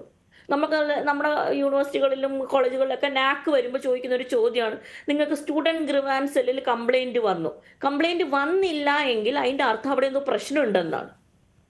കാരണം അത്രയും ഭയമുള്ള ഒരു എക്കോസിസ്റ്റം ഉണ്ടാക്കി വെച്ചിരിക്കുന്നു എന്നാണ്. ഇതുപോലെ തന്നെ ഈ SC/ST ഗ്രിവാൻസ് സെല്ലിൽ നമ്മൾ എന്തുകൊണ്ട് അന്വേഷിക്കുന്നില്ല? കംപ്ലൈന്റ് വരുന്നുണ്ടോ? ആ കംപ്ലൈന്റുകൾക്ക് എങ്ങനെയാണ് പരിഹാരം ഇവർ കണ്ടെത്തുന്നത്?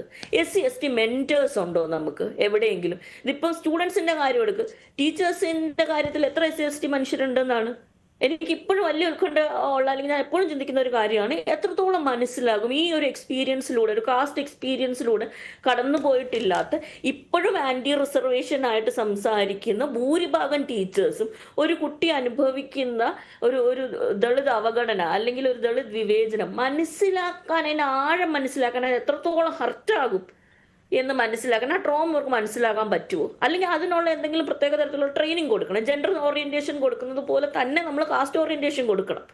ഇങ്ങനെയുള്ള എന്തെങ്കിലും ഒരു മെക്കാനിസം. അതുകൊണ്ട് തന്നെയാണ് രോഹിത് വെമുല ആക്ട് കൊണ്ടുവരേണ്ടത് 100% അത് ആവശ്യമുള്ളതാണ്. അല്ലെങ്കിൽ നമ്മളിങ്ങനെ കണ്ടുകൊണ്ടേയിരിക്കും.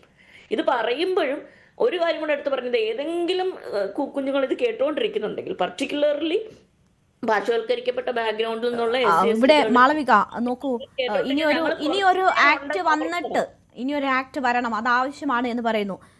ഇപ്പോഴും നമുക്ക് ഓരോ കുട്ടികളും അനുഭവിക്കുന്ന ബുദ്ധിമുട്ടുകൾ ഇതാണ് എന്ന് വരുമ്പോൾ അത് ഇല്ലാതാക്കാനുള്ള ആക്ട് വേണം. പക്ഷേ ഒരു നിയമത്തിന്റെ കുറവ് കൊണ്ടാണോ ഇത് സംഭവിക്കുന്നത് എന്നൊരു ചോദ്യമില്ലേ? ഇപ്പോൾ SC/ST അട്രോസിറ്റി ആക്ട് ഒക്കെ നിലവിലുണ്ട്. അപ്പോൾ ഇത് പരാതിപ്പെടുകയാണെങ്കിൽ ഇതിനു മുൻപ് തന്നെ എപ്പോഴോ നടപടികൾ ഉണ്ടാകുമായിരുന്നു. പക്ഷെ അതിന് പോലും പറ്റുന്നില്ല, ആരും അത് അഡ്രസ്സ് ചെയ്യുന്നില്ല. അപ്പോൾ ഒരു നിയമത്തിന്റെ കുറവ് കൊണ്ടുണ്ടാകുന്നതാണോ ഈ സംഭവം? രേണുക, അത് രണ്ടുമാണ്. ഒന്നൊരു നമുക്ക് കൃത്യമായിട്ട് ശക്തമായിട്ട് ഒരു നിയമം ആവശ്യം തന്നെയാണ്. സ്പെസിഫിക്കലി ഹയർ എഡ്യൂക്കേഷനിൽ ജാതി വർക്ക് ചെയ്യുന്നത്, ഉന്നത വിദ്യാഭ്യാസ ഇൻസ്റ്റിറ്റ്യൂഷൻസിൽ വർക്ക് ചെയ്യുന്ന വളരെ പ്രത്യേക രീതിയിലാണ്. ഇനി ഇതിന് റെസ്പോൺസ് വരാൻ പോകുന്ന നോക്കി, SC/ST അട്രോസിറ്റി ആക്ട് ഇതിൽ പെടില്ല എന്ന് പറയും. പട്ടി എന്നുള്ളതൊരു കാസ്റ്റ് സ്ലർ അല്ല എന്ന് വരും. വേറെ ആരോപണങ്ങൾ വരും. ഇങ്ങനെ ഇത് SC/ST അട്രോസിറ്റി ആക്ടിന്റെ പരിധിയിലല്ല എന്ന് പറഞ്ഞ് ആക്കും. അതുകൊണ്ട് തന്നെ അതുമല്ല, പല മൈക്രോ ലെവലിലുള്ള അഗ്രഷൻ എല്ലാ ദിവസവും ഫേസ് ചെയ്യുന്ന കുട്ടികളുണ്ട്. ഇതെന്റെ പേഴ്സണൽ അനുഭവത്തിൽ നിന്ന്, ഞാൻ അധ്യാപികയായിട്ടുള്ള അനുഭവത്തിൽ നിന്നൊക്കെ ഞാൻ കണ്ടിട്ടുണ്ട്.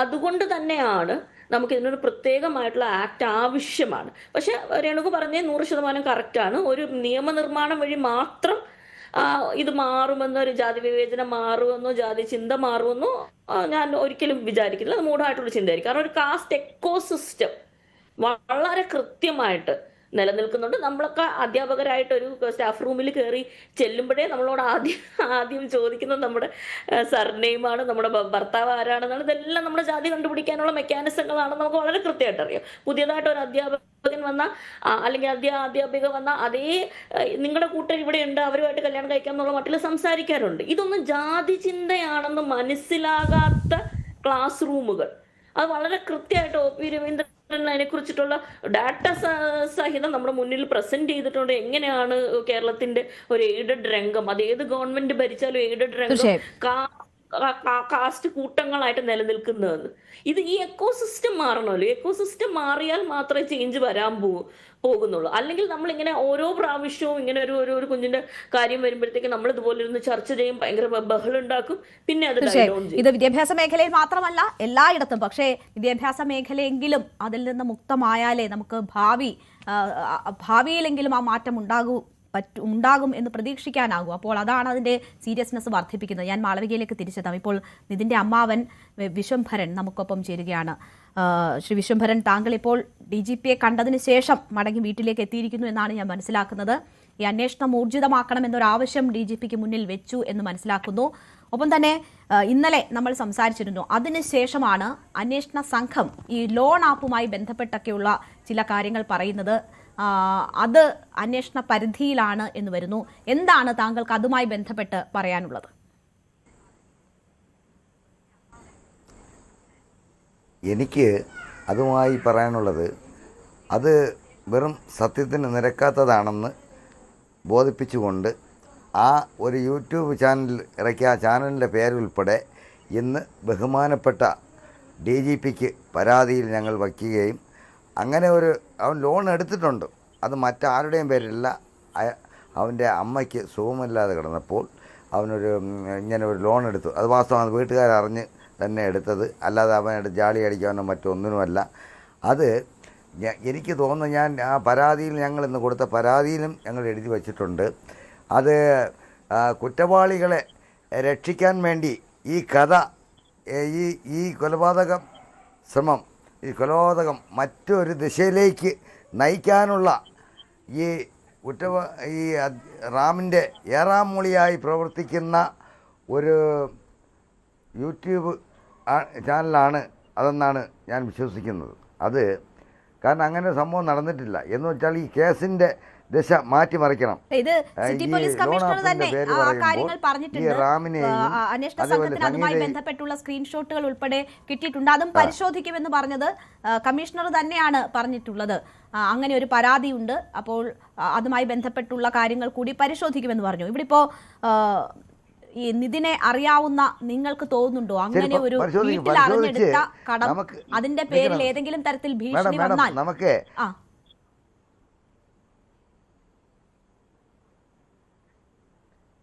അതിൻ്റെ പേരിൽ എന്തെങ്കിലും ലോൺ അടച്ച് എടുത്ത് വീഴ്ച വന്നാൽ ഞങ്ങൾ അടയ്ക്കാൻ ബാധ്യസ്ഥരാണ്. അത് വിഷയം മാറെ. അതൊന്നും ഒരിക്കലും ഇങ്ങനെ ഒരു കടുംകൈ ചെയ്യാൻ മകനെ പ്രേരിപ്പിക്കില്ല അല്ലേ? ദിശയെ മറ്റൊരു ഇല്ല ഇത് ഇവൻ ഇങ്ങനൊരു കടുംകൈ ചെയ്യാൻ കാരണം അവൻ്റെ മാനസികമായ അവൻ്റെ പ്രയാസം കൊണ്ട് തന്നെയാണ്. കാരണം ഞാൻ ഇന്നലെ അത് ചർച്ച ചെയ്തതാണ്. ഈ റാമെന്ന് പറയുന്ന അവിടുത്തെ പ്രൊഫസറും സംഗീതയും ഒരു വാർഡൻ കൂടിയായ അയാളുടെ പിരിമുറുക്കം. പക്ഷേ ഇന്ന് അതിലൊരു സംശയമുള്ളതായി ഇന്ന് DGPയുടെ മുമ്പിൽ അദ്ദേഹത്തിൻ്റെ ശ്രദ്ധയിലും ആ പരാതിയിലും ഞാൻ പെടുത്തിയിട്ടുണ്ട്. എന്ന് പറഞ്ഞാൽ ഈ ദന്തൽ കോളേജിലാണ് പഠിക്കുന്നത്. ആ ദന്തൽ കോളേജുമായി ബന്ധപ്പെട്ടുകൊണ്ട് 200 മീറ്റർ മാറിയാണ് മെഡിക്കൽ കോളേജിൽ അവിടെയാണ് മരണപ്പെട്ടിരിക്കുന്നത്. അപ്പോൾ 200 മീറ്ററിൻ്റെ വ്യത്യാസമുണ്ട്. യവന് അവിടെ വരേണ്ട കാര്യമില്ല. യവനെ അവിടെ ആര് വരുത്തി? അത് അപ്പോൾ DGP പറഞ്ഞു അതൊരു സംശയത്തിൻ്റെ ഒരു പ്രശ്നമാണല്ലോ. അത് നിങ്ങൾ പറയുന്നത് കറക്റ്റാണ്. DGP പറഞ്ഞതാണ്, നിങ്ങൾ പറയുന്നത് കറക്റ്റാണ്. അതൊരു ഈ ദന്തൽ കോളേജിൽ നിന്ന് 200 മീറ്റർ മാറി. ഞാൻ പറഞ്ഞു സാർ, ഞാനവിടെ പോയി ഞങ്ങൾ കറക്റ്റ് കണ്ടതാണ്. ആ സംഭവം നടന്ന ആ സ്പോട്ടിൻ്റെ ഫോട്ടോയും അടക്കം ആ ബോഡി വീണ് കിടന്ന സ്ഥലത്തിൻ്റെ ഫോട്ടോ വരെ ഞങ്ങൾ എടുത്തതാണ്. പക്ഷേ ഇതിൽ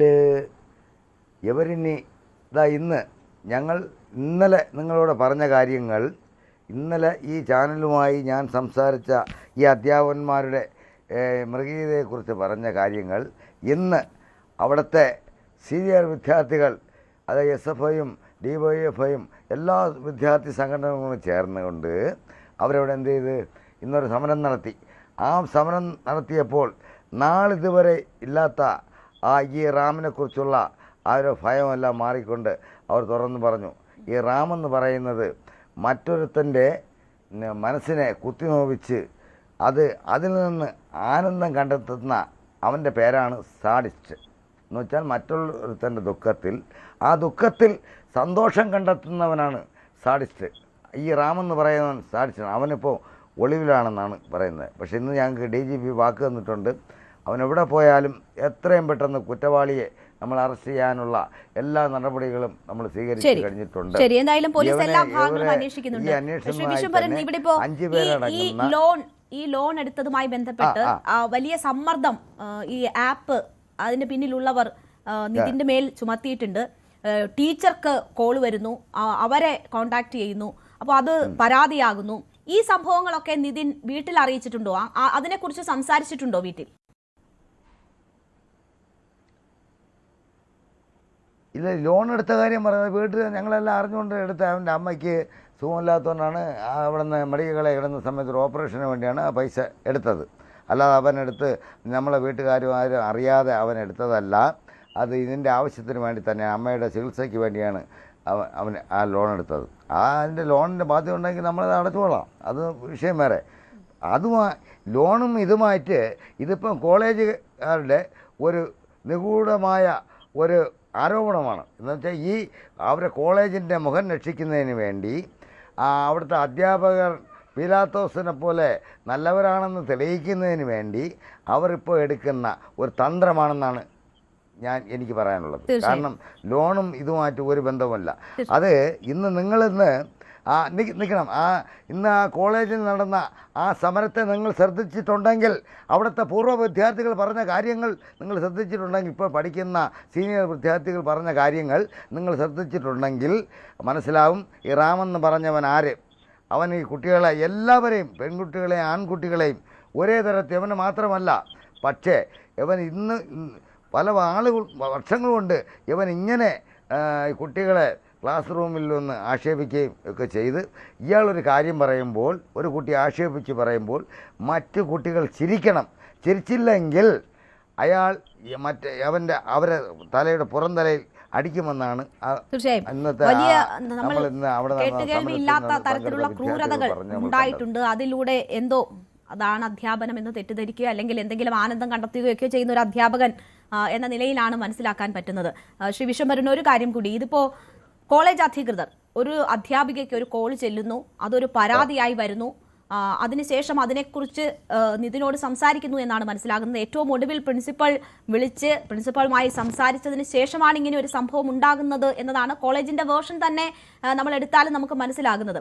അപ്പോൾ ഇങ്ങനൊരു സംഭവം ഉണ്ടായിട്ട് ഏതെങ്കിലും തരത്തിൽ അത് വീട്ടുകാരെ അറിയിച്ചിട്ടില്ല കോളേജ് അധികൃതർ, ഇല്ലേ? ഇങ്ങനെ ഒരു ലോൺ ആപ്പുമായി ബന്ധപ്പെട്ട ഒരു വിഷയമുണ്ടെങ്കിൽ അത് ആദ്യം അറിയിക്കേണ്ടത് വീട്ടുകാരെ ആയിരുന്നു. അങ്ങനെ അറിയിച്ചിട്ടില്ല.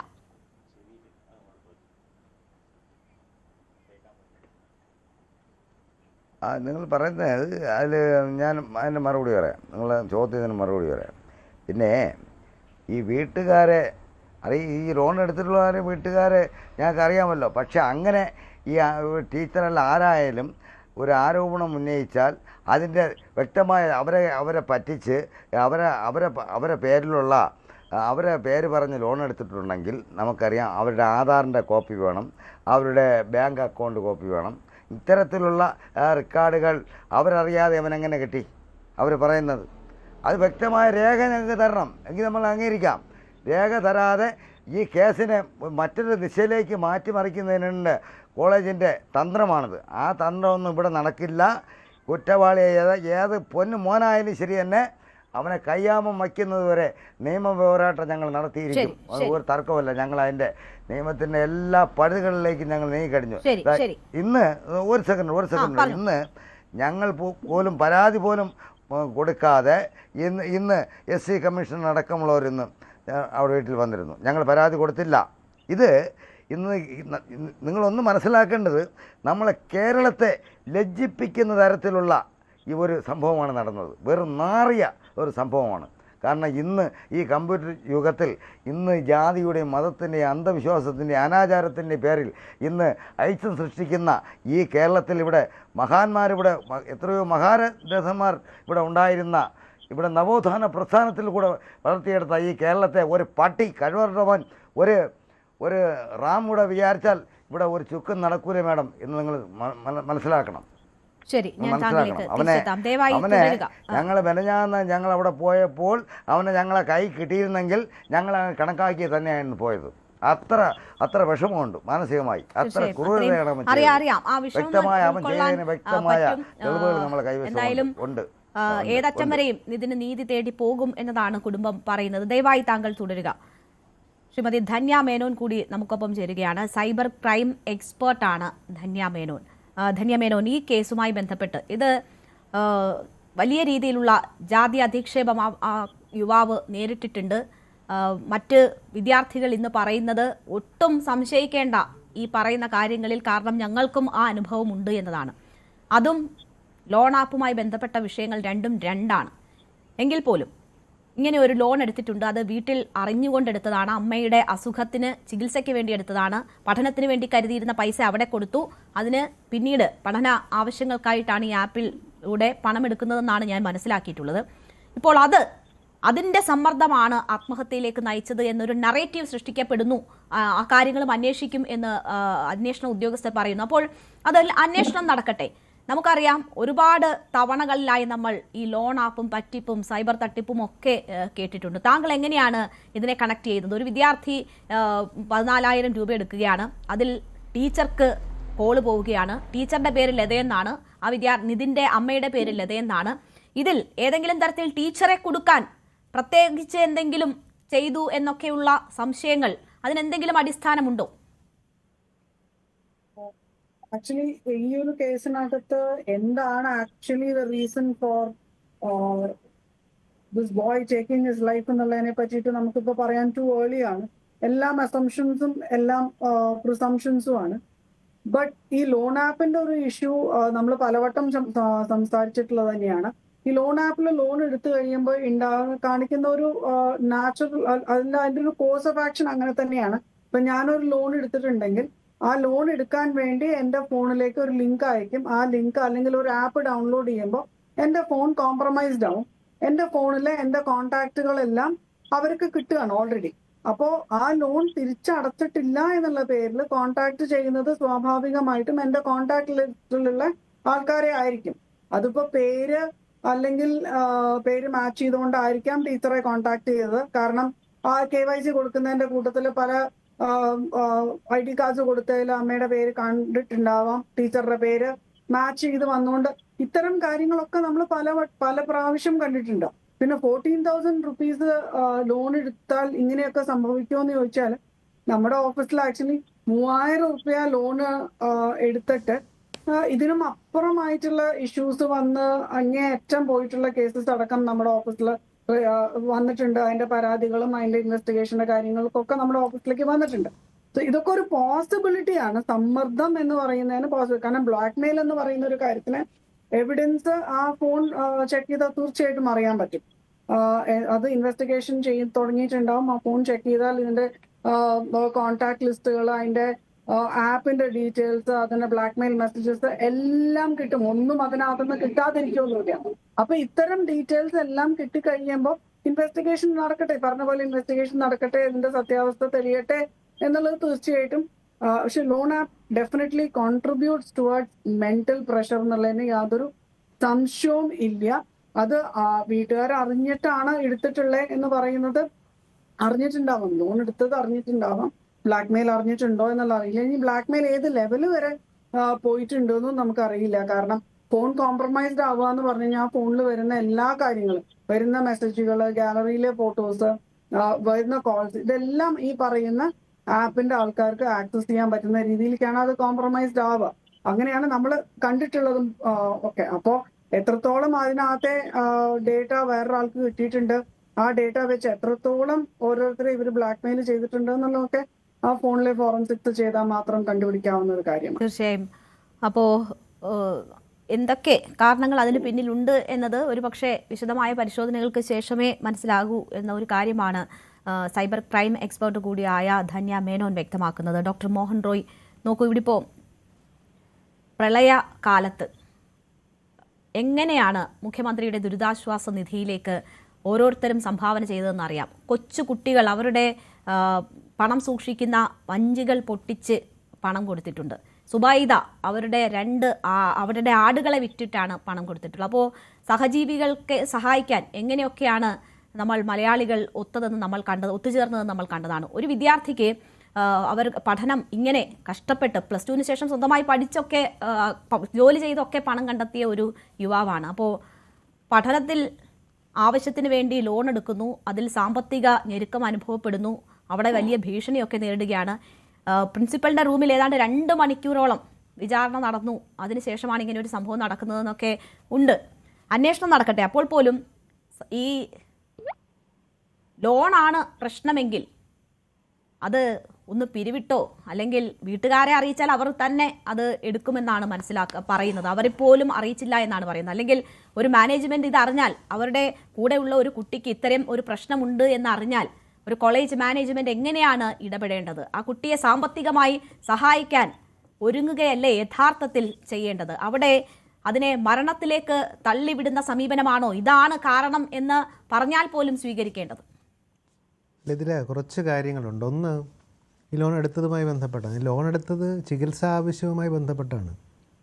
നമുക്ക് കേരളത്തിൽ പരിഷത്തിൻ്റെ 2 പഠനങ്ങളുണ്ട്. ഈ 2 പഠനങ്ങളിലും യഥാർത്ഥത്തിൽ പരിഷത്ത് അതിലൊരു സൂചകമായി കാണിച്ചിരിക്കുന്നത് ചെറുവസ്തു വിൽപ്പന എന്നാണ് പറയുന്നത്. ചെറുവസ്തു വിൽപ്പന ഏറ്റവും കൂടുതൽ ഉണ്ടായിട്ടുള്ളത് പെൺകുട്ടികളുടെ വിവാഹത്തിനും ചികിത്സാ ചെലവുകൾക്കുമായിരുന്നു. ഇത് 87-ലും അതിനുശേഷം വന്ന പഠനമായത്. അതിനുശേഷം എത്രയോ നാളായിട്ട് ഈ ചികിത്സാ രംഗത്തെ ചിലവ് കുറയ്ക്കുന്നതിന് വേണ്ടിയുള്ള എത്രയോ ശ്രമങ്ങൾ നമ്മൾ നടത്തിയിട്ടുണ്ട്. എന്നിട്ട് പോലും ഒരു കുടുംബത്തിന് ചികിത്സയ്ക്ക് വേണ്ടി ഇത്തരത്തിലൊരു ലോൺ എടുക്കേണ്ടി വരുന്നു എന്നുള്ളിടത്താണ് ഒന്നാമത്തെ പ്രശ്നം. രണ്ടാമത്തെ പ്രശ്നം നേരത്തെ സൂചിപ്പിച്ചതുപോലെ ഒരു ആപ്പ് ഡൗൺലോഡ് ചെയ്ത് കഴിയുമ്പോൾ നമ്മുടെ കോൺടാക്ട് യഥാർത്ഥത്തിൽ എനിക്ക് കോളുകൾ വന്നിട്ടുണ്ട്. എൻ്റെ ഏതോ സുഹൃത്തുക്കൾ ലോൺ എടുത്തിട്ടുണ്ട്, ഞാൻ തിരിച്ചടയ്ക്കണമെന്ന് പറഞ്ഞ് ഞാനത് വേണ്ട രീതിയിൽ കൈകാര്യം ചെയ്യുകയും ചെയ്തിട്ടുണ്ട്. അടുത്ത പ്രശ്നമാണ് ഈ കോളേജിൻ്റെ. നേരത്തെ സൈബർ എക്സ്പേർട്ട് സൂചിപ്പിച്ച പോലെ പേര് സെയിം ആണെങ്കിൽ അവരാരെങ്കിലും വിളിക്കും. പക്ഷേ ഇവിടെയൊക്കെ സംഭവിക്കുന്ന കാര്യമെന്ന് വെച്ചാൽ ഒരു കുട്ടിക്ക് ഇത്തരത്തിലൊരു പ്രശ്നവുമായി ഒരു മാനേജ്മെൻറ്റിലേക്ക് എത്തുമ്പോൾ, ഒരു പ്രിൻസിപ്പളിൻ്റെ മുന്നിൽ എത്തുമ്പോൾ എന്താണ് അവർ ചെയ്യേണ്ടത് എന്നുള്ളതാണ്. വളരെ രസകരമായ ഒരു കാര്യം ഞാൻ പറയാം. ഈ കേരളത്തിലെ സ്കൂളുകളിലുണ്ടല്ലോ, കേൾക്കുന്ന ഏത് പ്രേക്ഷകനും എന്നെ തിരുത്താം. കേരളത്തിലെ സ്കൂളുകളിൽ ഒരു കുട്ടി പരീക്ഷാ ഹാളിൽ നിന്ന് കോപ്പി അടിച്ചു കഴിഞ്ഞാൽ എന്താണ് ചെയ്യേണ്ടത് എന്നതിൻ്റെ സ്റ്റാൻഡേർഡ് ഓപ്പറേറ്റിംഗ് പ്രോട്ടോക്കോൾ ഇപ്പോഴും ഉണ്ടോ? എത്രയോ അധ്യാപകന്മാരും അധ്യാപികമാരും ഉണ്ട്. അത് നടക്കുന്നൊരു കാര്യം തന്നെയാണല്ലോ.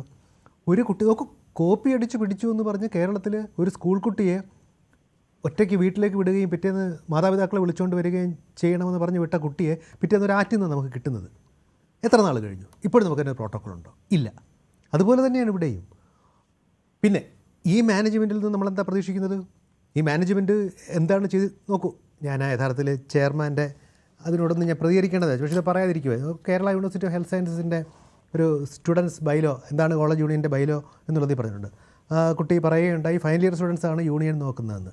നമുക്ക് രണ്ടുപേർക്കും അറിയാമല്ലോ സുഹൃത്തെ, ഫൈനൽ ഇയർ സ്റ്റുഡൻസ് ആണ് യൂണിയൻ നോക്കേണ്ടതെന്ന് കേരള യൂണിവേഴ്സിറ്റി ഓഫ് ഹെൽത്ത് സയൻസിൻ്റെ സ്റ്റുഡൻസ് യൂണിയൻ്റെ ബൈലോയിൽ പറഞ്ഞിട്ടൊന്നുമില്ല. പിന്നെ എന്തുകൊണ്ടാണ് ആ കോളേജിൽ ഫൈനൽ ഇയേഴ്സ് മാത്രം നടത്തുന്നുള്ളതിനെക്കുറിച്ച് എനിക്കറിയില്ല. രണ്ടാമത്തത് അതിലെ ക്ലോസ് 9.9 ഒരു സ്റ്റാഫ് അഡ്വൈസറുടെ കാര്യം പറയുന്നുണ്ട്. അതായത് സ്റ്റുഡൻസ് യൂണിയന് ഒരു സ്റ്റാഫ് അഡ്വൈസർ ഉണ്ടാവണം. ഞാൻ പഠിപ്പിച്ചിരുന്ന മെഡിക്കൽ കോളേജിൽ ഞാനായിരുന്നു ആ സ്റ്റാഫ് അഡ്വൈസർ. കുട്ടികൾക്ക് പല കാര്യങ്ങളും യഥാർത്ഥത്തിൽ ഞാൻ സർക്കാർ കോളേജിലാണ് സർക്കാർ മെഡിക്കൽ കോളേജിൽ അധ്യാപകനായിരുന്നു. ചിലപ്പോൾ ചില കാര്യങ്ങൾ കുഞ്ഞുങ്ങൾക്ക് സ്റ്റാഫ് അവരുടെയൊക്കെ മുന്നിൽ അവതരിപ്പിക്കാൻ ബുദ്ധിമുട്ടുള്ളത് ഈ സ്റ്റാഫ് അഡ്വൈസറാണ് ചെയ്യുന്നത്. സ്റ്റാഫ് അഡ്വൈസർ കൃത്യമായി അവതരിപ്പിക്കേണ്ടതുണ്ട്. ഇനി ഇത് 1 വർഷം മുമ്പ് ഒരു പരാതിയും കിട്ടിയിട്ടില്ലെന്ന് പറഞ്ഞു. അതിനു മുമ്പുള്ള പരാതിയെക്കുറിച്ചാണ് ഈ കുട്ടികൾ പറഞ്ഞത്. ഈ സ്റ്റാഫ് അഡ്വൈസറോ ഇതിന് മുമ്പുണ്ടായിരുന്ന സ്റ്റാഫ് അഡ്വൈസറോ ഇതിന് മുമ്പുണ്ടായിരുന്ന യൂണിയനോ എന്താ ചെയ്തിട്ടുണ്ടാവുക? അറിഞ്ഞില്ലേ, അറിഞ്ഞിട്ട് പറഞ്ഞില്ലേ, പറഞ്ഞിട്ടും ഒന്നും ചെയ്തില്ലേ. അങ്ങനത്തെ ഒരു സംവിധാനത്തിലേക്കാണ് ഈ ഒരു കുഞ്ഞ് എത്തുന്നത് എന്ന് ആലോചിക്കേണ്ടതുണ്ട്. അതിൻ്റെ പശ്ചാത്തലം എന്താണ്? ജാതി അധിക്ഷേപമുള്ള നിറത്തിൻ്റെ അടിസ്ഥാനത്തിൽ, ജാതിയുടെ അടിസ്ഥാനത്തിൽ, അവൻ്റെ പഠന രീതിയുടെ അടിസ്ഥാനത്തിൽ എല്ലാത്തിലും വെച്ച് അപമാനിക്കപ്പെടുന്ന പെൺകുട്ടി രാവിലെ സംസാരിച്ചപ്പോൾ പറഞ്ഞതുപോലെ അത് ഊന്നി പറയുന്നത് അതിൻ്റെ ഒരു ട്രോമ നമ്മുടെ മനസ്സിൽ നിന്ന് പോകാത്തത് കൊണ്ടാണ്. നോക്കൂ, നിങ്ങളുടെ ഒരു പെൺകുട്ടിയെ പഠിപ്പിക്കാനായി ഒരു കോളേജിലേക്ക് പറഞ്ഞു വിടുന്നു. ആ കോളേജിൽ നിങ്ങളുടെ കുഞ്ഞിനെ ഒരു വിഷയം പഠിപ്പിക്കുന്ന അധ്യാപകൻ ആ ക്ലാസ്സിലെ ആൺകുട്ടിയോട് പറയുകയാണ് അവനെ തല്ലുമെന്ന്. ഇത് നമ്മൾ ഈ മനുഷ്യരൊക്കെ ഇങ്ങനെ നിസ്സഹായരായി പോകുന്നതിനെക്കുറിച്ച് ഒരു പഠനം നടത്തിയിട്ടുണ്ട്. അതൊരു ചിമ്പൻസി ഒരു മോഡലിംഗ് പഠനമുണ്ട്. അതായത് ഒരു കൂട്ടിൽ ഈ ചിമ്പൻസി അടച്ചിട്ട് ഒരു ചെറിയ ബോക്സ് അവിടെ വയ്ക്കും. അതിൻ്റെ മുകളിലൊരു ദ്വാരമുണ്ട്. ഈ ബോക്സിൽ കയറുന്ന ചിമ്പൻസിക്ക് രക്ഷപ്പെടാം. ഇവർ ചെയ്യുന്നത് എന്നാന്ന് വെച്ചാൽ ഈ ചിമ്പൻസി ഈ കൂടിൻ്റെ മുകളിലേക്ക് കയറുന്ന രക്ഷപ്പെടാൻ ശ്രമിക്കുമ്പോൾ ഇതിൻ്റെ പുറത്തുനിന്ന് മർദ്ദിക്കുകയോ അല്ലെങ്കിൽ ഒരു ഷോക്കോ മറ്റോ കൊടുക്കും. ഇപ്പോൾ ചിമ്പൻസി മേടിച്ച് താഴെ ഇറങ്ങും. 5-10 പ്രാവശ്യമായി കഴിയുമ്പോഴത്തേക്ക് ഈ ചിമ്പൻസി പിന്നെ രക്ഷപ്പെടാൻ ശ്രമിക്കില്ല. ഏറ്റവും രസകരമായ കാര്യം, ഇതൊന്നും അറിയാതെ അടുത്തൊരു ചിമ്പൻസി അതിലേക്ക് കൊണ്ടുവരും നമ്മൾ. ഈ ചിമ്പൻസി രക്ഷപ്പെടാൻ ശ്രമിക്കുമ്പോൾ തല്ലുന്നത് ആരാണെന്ന് നമ്മൾ വിചാരിക്കുന്നത്? ഷോക്ക് കൊടുക്കേണ്ട ആവശ്യമില്ല, ആ ചിമ്പൻസി അതിനെ തല്ലും. അങ്ങനെ അവനെ കണ്ടീഷൻ ചെയ്യപ്പെടുക ചെയ്യുന്നത്. ഇപ്പോൾ പറയുമ്പോൾ ഞാൻ ഒരുപാട് പേരെ ആരോമലിനെ വിളിക്കുന്നതിന് മുൻപ് നേരത്തെ സംസാരിച്ച പെൺകുട്ടികളെ ഉൾപ്പെടെ കോൺടാക്ട് ചെയ്തിരുന്നു. അവരോട് സംസാരിക്കുമോ നിങ്ങളുടെ അനുഭവങ്ങളെന്ന് ചോദിച്ചിരുന്നു. അപ്പോൾ പറഞ്ഞു വീട്ടിൽ നിന്ന് വലിയ പ്രഷറുണ്ട്, ഞങ്ങളിപ്പോൾ പറഞ്ഞത് തന്നെ വേണ്ടിയിരുന്നില്ല എന്നതാണ് പാരൻസ് ഒക്കെ പറയുന്നത്. കാരണം നിങ്ങളുടെ ഭാവി അപകടത്തിലാവും എന്ന് പറഞ്ഞ് രക്ഷിതാക്കൾ അവരെ പിന്നോട്ട് വലിക്കുന്നു, ഇനി ഒന്നും പറയാനില്ല എന്ന് പറയുന്ന കുട്ടികളെയാണ് കേട്ടത്. അല്ല, അതാണെന്ന് ഞാൻ പറഞ്ഞത്. ഞാൻ ആദ്യം പറഞ്ഞത് കേരളത്തിൽ തന്നെയാണല്ലോ എന്നുള്ള സംശയം ഞാനും മനസ്സിലാക്കി. ഞാൻ പറഞ്ഞത് അതുകൊണ്ട് തന്നെയാണ്. ഇത്തരത്തിലൊരു ഭയത്തിൻ്റെ അന്തരീക്ഷവുമൊക്കെ ആയിട്ടൊരു അക്കാഡമിക രംഗത്ത് ഒരു സ്ഥാപനം ഇത്രയും നാളായി നമ്മുടെ ഇവിടെ നിലനിൽക്കുന്നുണ്ടെങ്കിൽ അത് എവിടെയാ പ്രശ്നമെന്നാണ് നമ്മൾ വിചാരിക്കുന്നത്? ഇതേത് ജില്ലയിലാണ്? തീർച്ചയായും അവിടെയാണ് ഈ പ്രശ്നം ഉണ്ടാകുന്നതെങ്കിൽ പിന്നെ നമ്മളൊക്കെ ഞാൻ പറഞ്ഞല്ലോ, ഇന്നാണ് ഈ രാഷ്ട്രീയ പാർട്ടികൾ ഈ ക്യാമ്പസ് പൊളിറ്റിക്സിനെ കുറിച്ച് വലിയ ചർച്ച നടക്കുന്ന കാര്യമാണല്ലോ. ഈ ക്യാമ്പസിൽ രാഷ്ട്രീയ പ്രവർത്തനത്തിനെതിരായ ഗുണവും ദോഷമുണ്ട്. രാഷ്ട്രീയ പ്രവർത്തനം നിങ്ങളങ്ങ് നിരോധിക്കുകയാണെങ്കിൽ 18 വയസ്സിന് ശേഷം ആരെയും വോട്ട് ചെയ്യാൻ സമ്മതിക്കരുത്. ഈ രാഷ്ട്രീയ കക്ഷികൾ കാണിക്കുന്ന എല്ലാത്തിനെയും, യുവജന സംഘടന കാണിക്കുന്ന എല്ലാത്തിനെയും, വിദ്യാർത്ഥി സംഘടന കാണിക്കുന്ന എല്ലാത്തിനെയും ഞാൻ ബ്ലാങ്കറ്റായി ന്യായീകരിക്കുകയൊന്നുമല്ല. അങ്ങനത്തെയുള്ള സംവിധാനങ്ങൾ ഇത് സംഭവിക്കുമെന്ന് നടന്നു. ഇതൊരു സർക്കാർ കോളേജിലായിരുന്നെങ്കിൽ ഇത് നടക്കുമെന്നായിരുന്നു നിങ്ങൾ പറയുന്നത്. ഇതിനു മുമ്പേ ഞാൻ ബാക്കി പറയുന്നില്ല, ഒരു പാർലമെൻ്ററി രീതി ഉണ്ടല്ലോ. ശരി, ആരോമൽ തുടരുന്നുണ്ട് എന്നാണ് ഞാൻ കരുതുന്നത്. ആരോമൽ, ഇപ്പോഴാണ് ഈ ആപ്പുമായി ബന്ധപ്പെട്ട്, ലോൺ ആപ്പുമായി ബന്ധപ്പെട്ടൊക്കെയുള്ള കാര്യങ്ങൾ പറഞ്ഞു കേൾക്കുന്നത്.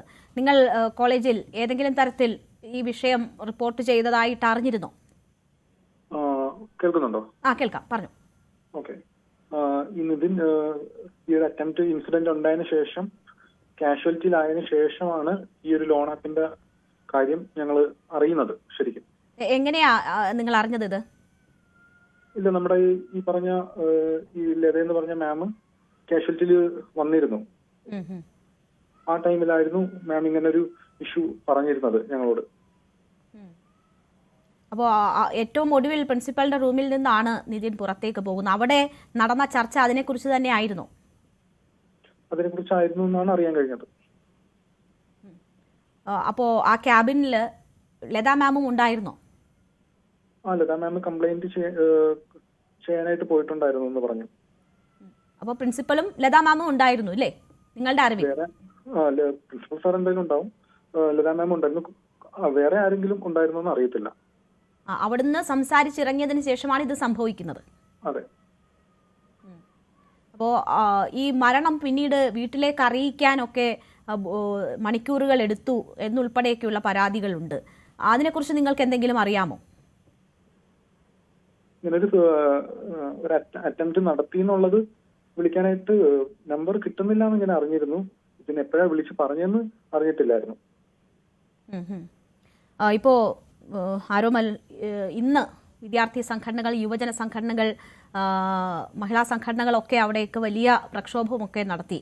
ഇതിനു മുൻപ് എപ്പോഴെങ്കിലും ഈ വിഷയം റേസ് ചെയ്യണമായിരുന്നു, ഞങ്ങൾക്ക് പാളിച്ച പറ്റി എന്ന ഒരു തോന്നൽ നിങ്ങളെ സംബന്ധിച്ചുണ്ടോ? കറന്റ് ഉണ്ട്. കാരണം ഇതിന് മുന്നേ ഇത് റേസ് ചെയ്തിട്ടുണ്ടായിരുന്നെങ്കിൽ ഇപ്പോൾ ഇങ്ങനൊരു ഇഷ്യൂ ഉണ്ടാവില്ലായിരുന്നു തോന്നി തുടങ്ങി. ഒരു റിഗ്രഷൻ ഉണ്ട് ഇപ്പോഴും.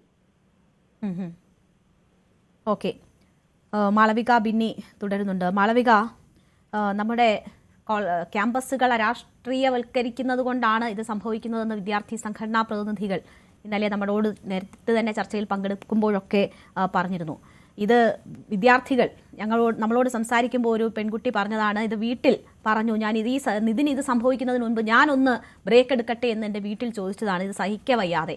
അപ്പോൾ ഇത് വിദ്യാർത്ഥികൾ വീട്ടിൽ പറയുന്നുണ്ട്. അപ്പോൾ പേരൻസ്, ഏതെങ്കിലും ഒരു പേരന്റ് ഇടപെട്ടാൽ നടക്കുമായിരുന്നു. ഏതെങ്കിലും ഒരു അധ്യാപകൻ, ഈ കോളേജിലുള്ള ഏതെങ്കിലും ഒരു അധ്യാപകൻ ഇത് റിപ്പോർട്ട് ചെയ്യുകയോ ഇതിൽ ആക്ഷൻ എടുക്കാൻ ശ്രമിക്കുകയോ ചെയ്തിരുന്നെങ്കിൽ ഒരുപക്ഷെ ഈ സംഭവങ്ങളൊക്കെ ഒഴിവാക്കാൻ പറ്റുന്നത്. എന്തുകൊണ്ടാണ് മുഴുവൻ സംവിധാനവും ഇങ്ങനെ ആയിപ്പോയത്? താങ്കൾക്ക് എന്ത് സജഷനാണ് ഇങ്ങനെയുള്ള സംഭവങ്ങൾ ആവർത്തിക്കപ്പെടാതിരിക്കാൻ മുന്നോട്ട് വെക്കാനുള്ളത്? അൺമ്യൂട്ട് ചെയ്തിട്ട് സംസാരിക്കും. കേൾക്കാൻ പറ്റുന്നില്ലേ? ഇപ്പോൾ കേൾക്കാം. നമ്മുടെ കോളേജുകളിൽ ഞാൻ ആദ്യം തന്നെ പറയട്ടെ, ആരോമല റിഗ്രറ്റ് ഉണ്ട് എന്ന് പറഞ്ഞത് അങ്ങനെ ഒരു ഇഷ്യൂ നിലനിൽക്കുന്നുണ്ടെന്ന് അക്നോളജ് ചെയ്തതിൽ ഞാനത് അപ്രീഷിയേറ്റ് ചെയ്യുന്നു. അത് ഓരോ കോളേജിലും കേരളത്തിലെ ഓരോ സർവകലാശാലയിലും ഇങ്ങനെ കുറച്ച് ലീഡേഴ്സ് ഉണ്ടായിരുന്നെങ്കിൽ, അതായത് ഇങ്ങനെ ഞങ്ങൾക്ക് ഇങ്ങനെ ഒരു പ്രശ്നമുണ്ട്, ഞങ്ങളതിന് മുമ്പേ തന്നെ അതിന് നടപടികൾ എടുക്കണമായിരുന്നു എന്നുള്ളൊരു ഫീലിംഗ് ഉള്ള വിദ്യാർത്ഥി ലീഡേഴ്സ് ഉണ്ടായിരുന്നെങ്കിൽ മേ ബി ഇതിനു മുമ്പേ തന്നെ പ്രശ്നങ്ങൾ പരിഹരിച്ചു പോകുന്നതിന് അതിനങ്ങനെ ഒരു അത് അഡ്മിറ്റ് ചെയ്തതിൽ ഐ എം വെരി ഗ്ലാഡ്.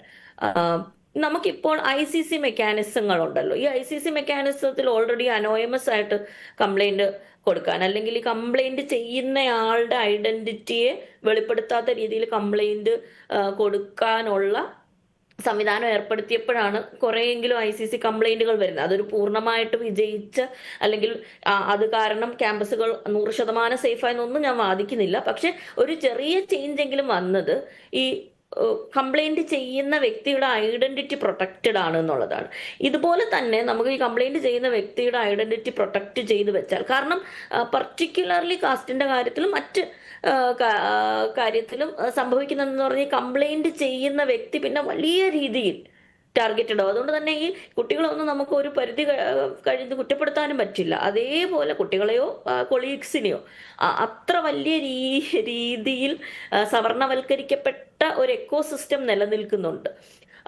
സവർണവൽക്കരിക്കപ്പെട്ടെന്ന് പറയുമ്പോൾ തന്നെ കമ്മ്യൂണൽ ആയിട്ടുള്ള ഒരു എക്കോ സിസ്റ്റവും നിലനിൽക്കുന്നുണ്ട്. ഇത് വർഷങ്ങളായി മെനഞ്ഞെടുത്തൊരു സിസ്റ്റമാണ്. അതിനെതിരെ ഒരാൾ ശബ്ദിച്ചാൽ അയാളെ ഒറ്റപ്പെടുത്തുകയും അയാളെ മാറ്റി നിർത്തുകയും പിന്നെ അയാൾക്ക് യാതൊരു വിധത്തിലുള്ള ഒരു കരിയർ പ്രോഗ്രഷനോ അല്ലെങ്കിൽ അക്കാഡമിക് മുന്നേറ്റമോ ഇല്ലാത്ത രീതിയിൽ മാറ്റി നിർത്തപ്പെടുന്ന സാഹചര്യങ്ങളുള്ള ഇടങ്ങൾ തന്നെയാണ് ഹയർ എഡ്യൂക്കേഷൻ പ്ലേസസ്.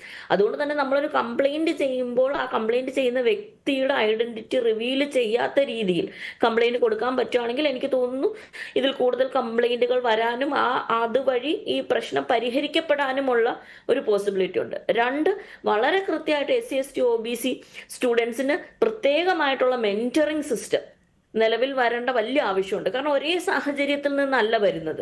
ഇതിപ്പോൾ ഒരു സവർണമായിട്ടുള്ള ഒരു സ്റ്റുഡൻറ് അല്ലെങ്കിൽ മിഡിൽ ക്ലാസ് അല്ലെങ്കിൽ അതിന് മുകളിൽ നിന്ന് വരുന്ന ഒരു സ്റ്റുഡൻറ് അനുഭവിക്കുന്ന രീതിയിലുള്ള ഒരു ട്രോമ അല്ലെങ്കിൽ അനുഭവിക്കുന്ന രീതിയിലുള്ള ഒരു പ്രഷർ അല്ല ഒരു SC/ST ബാക്ക്ഗ്രൗണ്ടിൽ നിന്ന് വരുന്ന ഒരു കുട്ടി അനുഭവിക്കുന്നത്. നമ്മൾ മനസ്സിലാക്കിയേ പറ്റൂ. ഇത് റിസർവേഷനെ കുറിച്ചിട്ടുള്ള തെറ്റായ ധാരണകൾ, ഇത് വീണ്ടും വീണ്ടും ഹ്യൂമിലിയേഷൻ, ഇത് വീണ്ടും അപമാനത്തിന് ഉള്ള ഇട ഓരോ ദിവസവും ഉണ്ടാകുന്നു. പക്ഷെ അത് മാത്രമല്ലല്ലോ, ഒരു വീടിന്റെ അല്ലെങ്കിൽ ഒരു വലിയ കുടുംബത്തിൽ നിന്നൊക്കെ ആദ്യമായിട്ട് വന്നൊരു ഫസ്റ്റ് ജനറേഷൻ ആദ്യമായിട്ട് വരുന്ന ഒരു കുട്ടിയുമായിരിക്കും ആദ്യമായിട്ട് ഡോക്ടർ ആകുന്ന, ആദ്യമായിട്ട് ഡെന്റിസ്റ്റ് ആകുന്ന, ആദ്യമായിട്ട് എഞ്ചിനീയർ ആകുന്ന. അപ്പൊ ആ കുട്ടിയുടെ പുറത്തുള്ള പ്രഷർ നമ്മൾ ആലോചിക്കണം. പക്ഷെ ഇതിനോടൊപ്പം നമ്മൾ പറയുന്നത് ഈ കുട്ടികൾക്ക് നമ്മളൊരു കൃത്യമായിട്ടുള്ള ഒരു ഫെസിലിറ്റേഷൻ കൊടുക്കാതിരിക്കുമ്പോഴും ഇതേപോലെ മാർക്കിന്റെ കാര്യത്തിലാണെങ്കിലും ബാക്കിയുള്ള കാര്യത്തിലാണെങ്കിലും നമുക്ക് NRI കോട്ടയും അതുപോലുള്ള കോട്ട സീറ്റ്സിൽ വരുന്ന കുട്ടികളുണ്ട്. ആ കുട്ടികളിൽ നിന്ന് നമ്മൾ ഇങ്ങനെ ഒരു വാർത്ത കേട്ടിട്ടുണ്ടോ ഇതുവരെ? തീർച്ചയായും അവിടെ കുട്ടികൾക്കിടയിൽ എന്തെങ്കിലും ഇത്തരം പ്രശ്നങ്ങൾ ഉണ്ടെങ്കിൽ അത് തിരുത്തേണ്ടുന്ന അധ്യാപകനിൽ നിന്നാണ് ആ കുട്ടികൾ ഇതെല്ലാം നേരിട്ടത് എന്നതൊരു സാഹചര്യമാണ്. അത് ജാതി പറഞ്ഞുകൊണ്ട് ഒരു കാര്യം കൂടെ പറഞ്ഞോട്ടെ. ഇത് ജനറലായിട്ട് ഇത് കേട്ടോണ്ടിരിക്കുന്ന പാരന്റ്സിനോടും കുട്ടികളോടും പറയാനുള്ളതാണ്. കുറച്ചാണെങ്കിലും 1% ടീച്ചേഴ്സ് എങ്കിലും സ്റ്റുഡൻസിനെ സപ്പോർട്ട് ചെയ്യാനും ഇങ്ങനെയുള്ള പ്രശ്നങ്ങളിൽ ഇടപെടാനും ഉണ്ട്. അൺഫോർച്ചുനേറ്റ്ലി ആ ഒരു സ്വാശ്രയ കോളേജിൽ അങ്ങനെ ഇല്ലാതായിപ്പോയി. പക്ഷെ ഉണ്ട് എന്ന് പറയണം. ദളിത് ഡോക്ടേഴ്സ് സംഘടനയുണ്ട്, ദളിത് എഞ്ചിനീയേഴ്സ് സംഘടനയുണ്ട്. ഇങ്ങനെയുള്ള സംഘടനകളിലേക്ക് ഒന്ന് റീച്ച് ഔട്ട് ചെയ്യണം ഇങ്ങനെയുള്ള പ്രശ്നം വരും. കാരണം ഒന്ന് ആലോചിക്കണം, 14,000 രൂപയ്ക്ക് വേണ്ടി അമ്മയുടെ ചികിത്സയ്ക്ക് വേണ്ടി ഒരു ഫസ്റ്റ് ഇയർ കുട്ടി എത്ര പ്രായം കാണും? ഒരു 18 years old അല്ലെങ്കിൽ 19 year old വയസ്സെന്നാണ് എനിക്ക് മനസ്സിലാകുന്നത്. 21 വയസ്സ്. ഇത്രയും വയസ്സുള്ള ഒരു കുട്ടിയാണ്. നമ്മുടെ വീട്ടിലാണെങ്കിൽ നമ്മുടെ ഒരു മകനോ മകളോ ആയിരിക്കുമോ ലോൺ എടുക്കുന്നത്. അപ്പൊ അതിന്റെ ഒരു നിസ്സഹായാവസ്ഥ ശേഷം ആ മകൻ അങ്ങനെ ഉത്തരവാദിത്തങ്ങൾ ഏറ്റെടുത്ത് അങ്ങനെ ജോലി ചെയ്ത് ഒക്കെയാണ് പഠനമെന്ന ആ ലക്ഷ്യത്തിലേക്ക് കൂടി എത്തിയത് എന്നതാണ് മനസ്സിലാക്കുന്നത്. ശ്രീ വിശംഭരൻ നോക്കൂ, ഇവിടിപ്പോ ശ്രീ വിശംഭരൻ എന്നെ കേൾക്കാമെന്ന് കരുതുന്നു. ഇവിടിപ്പോ ഈ അധ്യാപകരെ ഇതുവരെ അറസ്റ്റ് ചെയ്തിട്ടില്ല, അവരിലേക്ക് എത്തിയിട്ടില്ല. പക്ഷെ അവിടെ നിന്ന് അന്വേഷണ സംഘം ഇവിടെ എത്തി നിങ്ങളുടെ മൊഴിയൊക്കെ എടുത്തിട്ടുണ്ട് എന്നതാണ് ഞാൻ മനസ്സിലാക്കുന്നത്. ഒളിവിലാണ് ഈ റാം എന്ന് മനസ്സിലാക്കുന്നു. അപ്പോൾ നിങ്ങളുടെ ഈ കൺസേൺ, നിങ്ങളുടെ ഈ സംശയങ്ങളൊക്കെ DGPയെ ധരിപ്പിച്ചിട്ടുണ്ടോ? രക്ഷപ്പെടരുത് പ്രതികൾ, അവർക്ക് ശിക്ഷ ഉറപ്പാക്കണമെന്ന നിങ്ങളുടെ ആവശ്യം ധരിപ്പിച്ചിട്ടുണ്ടോ DGPയെ?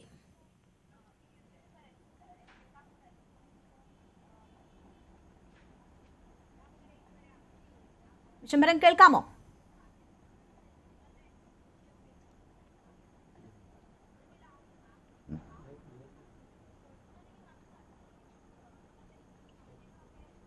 കേൾക്കാമോ എന്നെ? ഈ അറസ്റ്റ് വൈകുന്നു, നടപടികൾ വൈകുന്നു എന്നുള്ള നിങ്ങളുടെ പരാതിയൊക്കെ DGPയെ ധരിപ്പിച്ചിരുന്നോ? എന്തുറപ്പ് ലഭിച്ചു?